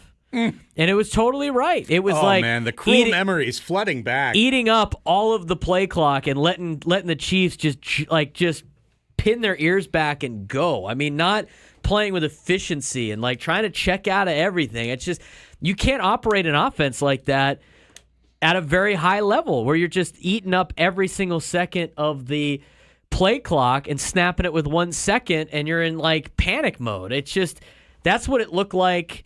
I totally agree with that statement. And, Buffalo just couldn't get the plays, couldn't convert on the plays they needed late. I mean, the corner blitz from KC on that 4th down that rattled Allen still made a good throw. He did. I mean, it could have been caught. It should have been caught. Maybe should have been caught. It would have been in a kind of a fluke of a play. But when you look at the replay, Dalton Kincaid should have caught that ball. Would have been a first down, would have been field goal range, but instead it's a drop. Chiefs take care of business, get a couple of first downs, and now you got the Chiefs and the Eagles in the Super Bowl, and a lot of people that are not that interested in watching it. I mean, I had my reasons for watching the game a certain kind of way, but I thought the Chiefs deserved a lot of credit that they pre-planned their adjustments. Buffalo came in and said, we're going to do something that nobody does. Everybody wants to do, but nobody does. We're going to do it. We're going to take Travis Kelce out of the game plan. We're just going to take the number one security blanket of the number one quarterback, and we're going to eliminate him. And we're going to say, what you going to do now, KC? And the Chiefs are like, cool, we hoped you would do that. We planned on it. And they ran Juju Smith-Schuster right through Travis Kelce's area 2 different times on delays for gigantic gains where he sprung late on the pattern and Mahomes hits him and he's wide open because Kelce's already cleared the middle. Because as soon as he came through, the Bills gummed on to him. I really thought they had a sharp offensive game plan. They were featuring Hollywood Brown, Xavier Worthy early, as opposed to locking in on kind of the famous flavors of the Chiefs' offense, so to speak. And then at the very end, when they needed to run out the clock, they come up with pass plays to Pirine, to Pacheco, checkdowns out of the backfield. Again, where you'd say, oh, it's going to be Kelce at 100 out of 100 times. It wasn't. Every time they used him as a decoy, they worked away from the middle of the field, or they ran someone through the middle of the field after Kelce had cleared it out. I thought they did an excellent job on offense and deserve a ton of credit. I mean, they got there for a reason. I know in a close game, we can always look at 1 or 2 or 3 calls, but the Bills had a chance to win that game. So did the Chiefs. Kansas City made the plays when they had to. They run a lot of good pick plays, a lot of crossing routes. They do a lot of man beaters, and they do a really good job of that. They have a lot more weapons than Buffalo does, too. I mean, the receiving core that Kansas City has is, I would say, better than Buffalo. I mean, Buffalo's got Amari Cooper. Yeah. And that's really it. I mean, Keenan Coleman's okay, and Akir Shakir. I mean, there's just not as many talent. I thought James Cook had a hell of a game for Buffalo, but, Kansas City's got a lot more talent on the offensive end than Buffalo does, and they took care of business when they needed to, and now they're going to be in the Super Bowl in a couple of weeks. But I don't know. I'm not really intrigued by it. I mean, I'm not a big root for greatness guy. I don't really care. There's so many people, and they're usually casual fans, are like, let's root for how great this team is and dominance and dynasty. That doesn't appeal to me at all. It gets boring after a while. Saw it with the Patriots. You're getting it out with Kansas City. I can't imagine these ratings being that great for this game, and I think a lot of people are just kind of tired of the Chiefs being in the Super Bowl. Hard disagree. I think it's going to be a highly rated game, one of the most highly rated games. It's a rematch of a recent game that was a pretty good game. I mean, sports ratings in all sports are going down right now, including in the National Football League. And you got a lot of people complaining on social media about just Kansas City being in it that don't want to watch. I mean, they're too online. That's my point. Those folks are too online. I don't see it it's not an appealing game to me. It's just not. But again, I'm not a root for greatness guy. If I was, I'd be excited about the Dodgers, and I'm not. I mean, if they win like 3 or 4 World Series in a row, are you going to be like, let's root for greatness? Absolutely not. Of course not. It's terrible. It's just not. The root for greatness crowd is a weak crowd in sports fandom, in my opinion. It's called frontrunners. That's exactly what it's called. But we want to say, don't gatekeep my fandom. I will gatekeep your fandom. I have fandom rules. I'm not afraid to tell a fan how to fan. Unlike Annie says, I'm not going to tell you how to fan. I don't care. I could give a rat's you-know-what. Here's the rules of being a fan. If you don't like it, you're a bandwagoner. Those are the rules. I don't make the rules. That's fair. I just think this is a really good matchup. I thought a few weeks ago when we were still backing our beloved Lions that the Eagles were the best team in the NFC and were the most likely team to make it to the Super Bowl. They proved that out. Jalen Hurts hasn't thrown an interception in like 1 billion passes. I think that I'm being approximate there. It's not exactly 1 billion. I don't know if he's thrown 1 billion passes in his life. He hasn't. He's probably close, though. He's getting there. But nonetheless, he's incredibly efficient with the ball. They're physical. They can go left. They can go right. They can go up the middle. Saquon Barkley is having a Hall of Fame season. Their defense is nasty. They're a great team. But they the can Chiefs, run the ball and they can stop the run. I'm telling That's you. what wins. They're a great team. But then you got the Chiefs who have a chance to do something that's never happened in the history of the National Football League and win 3 straight Super Bowls. And while they look a little looser around the edges, they don't look as polished up, they don't look quite as tough, they don't look quite as efficient. They always seem like they're, bumbling, stumbling, rumbling on the razor's edge. They have jumped off that razor's edge onto the win platform every time. I mean, every time. And this time, they've got history working against them directly. No team has even gone to the Super Bowl for a three-peat chance. Never mind win it. Now you've got a great team standing in your way. If it was the Commanders, I think it would have been a lousy Super Bowl. Oh, that's a way worse Super Bowl against the Chiefs. Because it's just like, Chiefs coronation ceremony for 2 weeks. And then they go ahead and they stomp the Commanders, and it's a boring Super Bowl and no one cares. If the Lions had made it, it would have been, well, come on, it's the Chiefs, guys. It's the Chiefs. Well, the Detroit, cool story, bro. It's the Chiefs. But the Eagles are tough. The Eagles are physical. The Eagles can do it on both ends of the football. So I think this is the worthy opponent that is at the end. It's the big boss, right, in the video game. The boss level is Philadelphia, and I like it. I mean, I like the matchup. I'm not sure who's going to win. I would go run and take the points as long as you can. And right now, it's Kansas City 1.5 favorite. I like the point. I like the plus 1.5 on that. I like Philly's tenacity, and they've been there and got knocked down before, so they should have so much in terms of within the room. So much motivation, so many guys with experience. They won't be flabbergasted. Nick Sirianni probably won't cry during the anthem this time. I don't know. I'm talking myself into an Eagles win. It just depends if the Eagles fall down, if they get down early, it's going to be tough.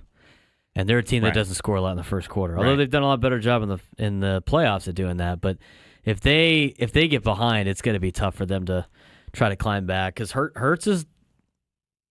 It's a little. I mean, I don't want to compare him to he's not a game manager in a sense of like Trent Dilfer. He's way better than that, but he's not a guy that's gonna put the team on his back like Saquon is. And when you're behind and you got to throw the ball a little bit more, it's hard to do that. But if they can control the clock and keep in control of possessions, they'll be in a good spot. And having an amazing running back, having an amazing year in the Super Bowl, I find that aesthetically pleasing. I like that. That's a fun storyline that you can grab onto. Barkley's been so good, but can he do it here? They're going to load up the box. Can they do it here? Or is Hurts going to be able to wing it outside to A.J. Brown or to Smith? This is going to be a really fun Super Bowl. I think it's going to be a great matchup. I think it's going to be incredibly highly rated because this is a Super Bowl with history on its side. And what's better than that? And once again, to just knock down the Verlander side of this, capped league, gang. Strict rules. Really, really hard to repeat. That's why no one does it. Impossible to three-peat. No one's done it. So that is not the same as LA being incredible and winning 125 games and winning the title when they've got, a $1 billion advantage over all the other clubs year over year over year. If that was the case, I would be disinterested. I'd be bored. But the Chiefs are doing it despite all of the restrictions against them, so it's compelling. Straightforward. I'm excited. Yeah, it's like watching the Royals win 3 in a row. Right. Who could imagine? Impossible. Can't happen in baseball. No. Pat Mahomes wouldn't be in Kansas City under baseball rules. He wouldn't be there. No, he would not. Travis Kelce would not be there. They'd all be on the Giants or the Rams or the Cowboys. The Raiders would be good. The Raiders actually could be good. You're Because right. their TV contract would be insane. Their TV contract would be gigantic.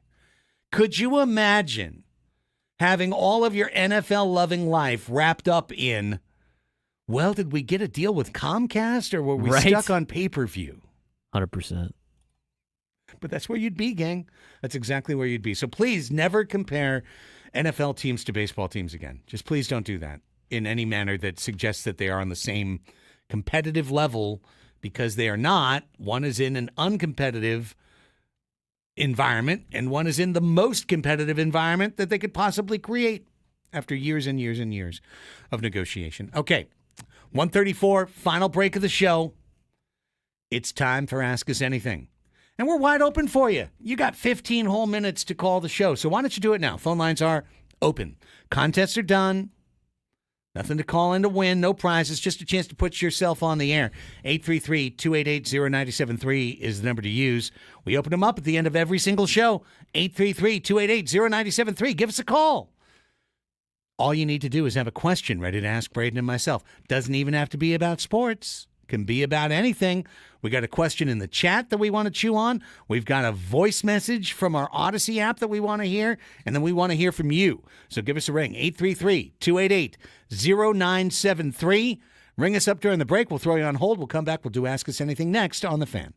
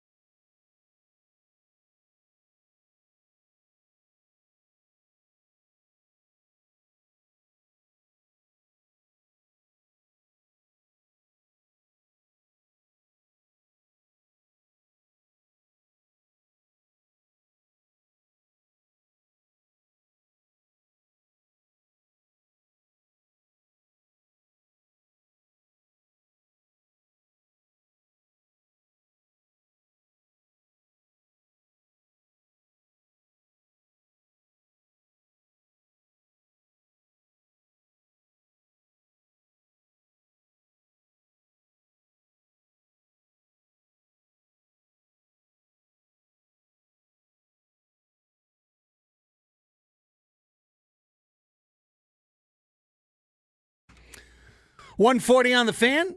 Final segment of the show. Hope Annie's having a wonderful birthday. She'll be back with us tomorrow. Braden and Craig here. Chill until 2. Gwen and Chris check in from 2 to 6 p.m. and then from 6 to 7, a voyage inside Scrabistan. Make sure all of your vaccines are not up to date. That's the only way you can get inside Scrabistan. If you're healthy, that's not cool, man. What? I just come up with new rules every week. 6 to 7, Matt Scraby Show coming up. Okay, we got a couple lines open. 833-288-0973. 833-288-0973. You can call right now, and you've got 9 minutes to call the show. We're about to do Ask Us Anything, but we've also got a voice message from our Odyssey app. Our friend Rod dropped one in. Let's hear what he had to say. Hi, this question is for Craig and Braden. What did you guys get for Annie on her birthday? This is Rod. Shout out to the chat. Much love to all of you. All right, well, here's the answer. Shout out to the chat. Shout out to the chat, to all our chatters. Here's the answer. First off, Rod, thank you. First off, we didn't know it was her birthday until someone mentioned it on Facebook today. She didn't say, I'm taking the day off for my birthday. Correct. There was no, this is my birthday communication. However, that has not stopped me from jumping on Cameo during this previous commercial break. No. Surprise. And I did. Do you think Annie's listening to the show? It's possible. I'd say it's impossible. Impossible. I think there's a possibility. I find the possibility to Driving be around. extremely remote. Okay. Well. She doesn't know who it is yet, so. That is correct. But I have gotten her a cameo from her favorite show. Now, it's not the most expensive cameo I could have gotten from her favorite show, but it is a cameo from her favorite show. And depending on how fast it's done, she'll either get it tomorrow or later this week. Because I literally just did it 5 minutes ago. But He pulled the trigger on it already. I did. And, look, you can see it's been accepted. All right. It's been sent. We'll notify you when it's completed. That could be today, for all I know. This dude, Ashton. Anyone watch Below Deck? Ashton. Maybe Ashton is just waiting for these, and he's just knocking them out in the studio at his house every single day. Sidebar, how cool would it be to be able to make, like, a living off Cameo? Would you get tired of it? Would you be exhausted for the 45th time that day going, hey, Tony, a very happy 63rd birthday out there in Murfreesboro, Tennessee. And I love that you love my show and ba ba ba ba ba. Like, could you keep up the energy? Like, Depends how much money I was making. it's fair. That's fair. Brandon asks, you've been partners for a year. How do you not know her birthday? Hashtag ask us anything. I don't know Craig's birthday. I don't know, Brand. I mean, Braden celebrated his birthday. Right? I did mine The on Padres dub. Yeah, I did mine on the show. I had my birthday on the show. No one remembers my birthday. It's fine. It's fine. That's what Facebook's for. Yeah, As exactly. we found out today. Exactly. June 28th is my birthday. What's your birthday again there? March 20th. March 20th. Coming up. And Annie's is January 27th. Turns out. Adam in the chat says, Nick Castle, who was the Shape in the original Halloween. What? Was he like the bad guy? Made good money during COVID. Lots of people make money during doing cameos. Reality stars, this is like one of their bona fide second, third lines of cash, is to go ahead and do the cameo.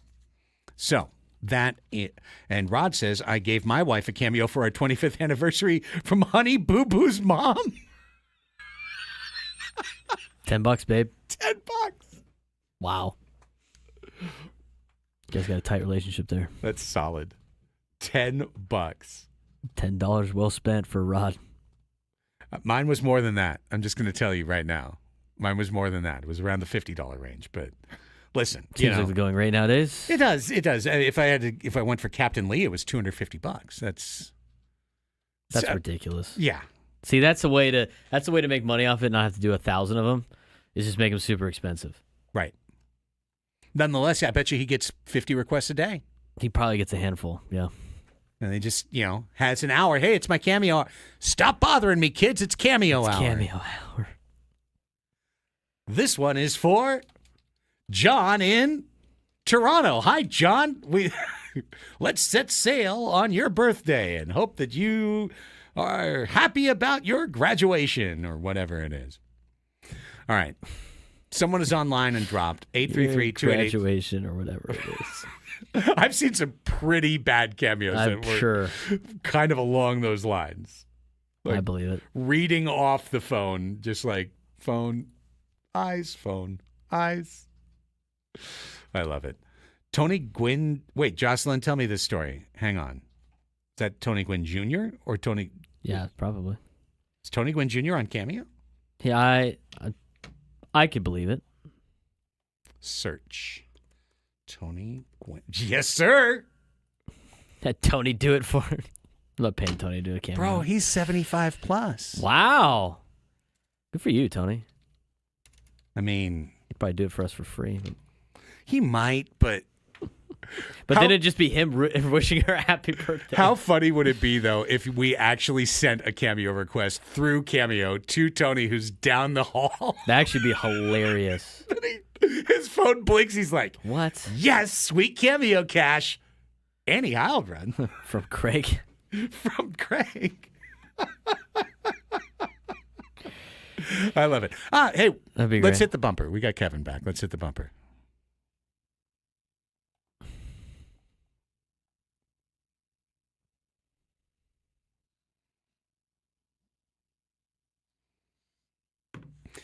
Eight 833-288-0973. If you just heard me say those numbers and you remember them and you want to put them in your phone, you can still call us. 833-288-0973. Here's Kevin in Escondido. Hi, Kevin. Ask us anything. Hey, how's it going, guys? It's going great, man. Hey, what do you guys think of the Chiefs' win yesterday? Do you think the refs had anything to do with it? This was kind of our last segment. Not really. No. I mean, I think that call, the fourth down call, was kind of a big one, and they missed it. But I wouldn't say it was like a rigged thing. I'm not buying into like the script that everybody wants to go to. Was there a missed challenge opportunity on the spot? No, they just reviewed it. So like, I guess they reviewed it anyway. Okay. I don't think they challenged it. I think it came from the booth or something. Could they have challenged the spot the down before? They could have, right? They probably could have. Because They I could thought have he was done that. close on that one, too. Yeah. I thought the catch by Worthy was kind of ridiculous. I've seen that get called incomplete 1,000 times. But I don't know what a catch is in the NFL anymore anyway, so. Nate has a question. Is this show only airing in Escondido? Apparently. Only had Escondido winners, Escondido calls. Seriously? I don't know. Manuel won the tickets. He's from San Diego. Maybe he was calling from Escondido. Never know. It's a great question. I mean, I was golfing there on Saturday. The fix is in. So, exactly. Speaking about fixes. Very difficult situation. We had a question in the chat a little earlier. I'm trying to run it down right now. But the question was, paraphrasing, if the Padres trade away Dylan Cease and Michael King for prospects, are they punting on the season? Yeah. If they don't flip those prospects into other major league players, yes. Absolutely. I don't know how you could not say that. It would be pretty straightforward to me. If they traded their two best starting pitchers for minor league players and then filled those two spots with what? Johnny Brito and no one? Johnny Brito and a minor league free agent? Then of course they'd be punting on the season. But that's not what they're going to do. What they're going to, I don't think that's what they're going to do. What I think they're going to do is I think they're going to make a trade. First off, there's Okay, I'm not going to say there's no chance because there's always a chance for anything. The odds that the Padres would trade both Michael King and Dylan Cease, to me, approach zero. I think they get really close to zero. Because that would be season suicide. There's no way that you win if you drop both those guys. What I think they're going to do is I think they're going to trade Cease. I think they're going to get beaucoup value for Dylan Cease, including quite possibly a starting left fielder, and or prospects that could be traded for a starting pitcher. And then I think they're going to try and sign Michael King to a contract extension. That's what I think they're going to try and do. Is try and lock him up for 4 or 5 years beyond 2025. And if it doesn't happen, it doesn't happen. But that's how I see this playing. I see them making, like they did last year, with admittedly a much greater resource in Soto, but I think they're going to try and trade a movable, valuable resource for other valuable resources that they can then use to keep this team on a winning edge. Yeah, I think that's exactly what they're going to do. Just because they're shopping and looking around and like these guys are mentioning trades doesn't mean they're going to trade all of them. They're looking for the best deal possible, probably for one of them. Yeah. And then when that happens, then they'll pull the trigger on it. Plus, we already know that Preller listens on everybody. Right. He's always looking to improve the team some way or another, whether or not they can make a deal happen. If this franchise is going in a different direction, I said this earlier in the show, I'll say it again, then I expect their control person to step forward at their one mandatory interview of the year later next month and say exactly that. We're going a different direction. Until then, I don't think there's any chance that we're just trading guys for prospects to dump money. Here's Jacob to wrap up the show. Hi, Jacob. Thanks for calling in. You snuck in onto the line. Welcome to the airwaves. Ask us anything. Hey, guys. So I was just thinking, because I'm driving past Snapdragon Stadium, if by any chance San Diego managed to get an extension team in the NFL, what would you guys want it to be called? Wow. I don't know. I want the Chargers name back, but Yeah, I mean, Chargers? take the Chargers name back from Spanos. Kind of like they did with the Browns. The Browns. Yes. Exactly. I don't know if the legalities would make that happen. You can be the L.A. Crows now. They could just be the Team San Diego. Chargers. I could really care. Yeah, if we had an NFL team, that would be down my list of worries. But you cannot fit an NFL team into Snapdragon Stadium. Well, you can in their expansion plans that they have. Let's get cracking then. I mean, they have the ability to expand that thing. But only like to 45 or 50, right? It's up to 50 north of that, but NFL stadiums aren't that big anymore. They're trying, as long as they have the right amount of corporate boxes, that's all that really matters. TRM1 says, what about San Diego Fleet? Hey, Let's TRM1. distance ourselves from that. Hey, I've still got a San Diego Fleet t-shirt, brother. And I wear it to bed sometimes. The North never forgets. The Fleet. Hey, I went to one of their games. I used to cover those games with a fan. I was in attendance. It was interesting. Yeah. It's not the worst. It was a football game, you know. Surprised the XFL Spring League thing hasn't showed up here yet. Stay tuned. Stay tuned indeed, because Tony Gwynn Jr. and Chris Eller are up with Matt Scraby. It's the Gwynn and Chris Show. Annie will be back tomorrow. Everyone wish her a happy birthday for Braden. I'm Craig. Thank you for tuning in to Annie and Elsten. We'll talk to you tomorrow at 10 on San Diego's #1 sports station, 97.3 The Fan.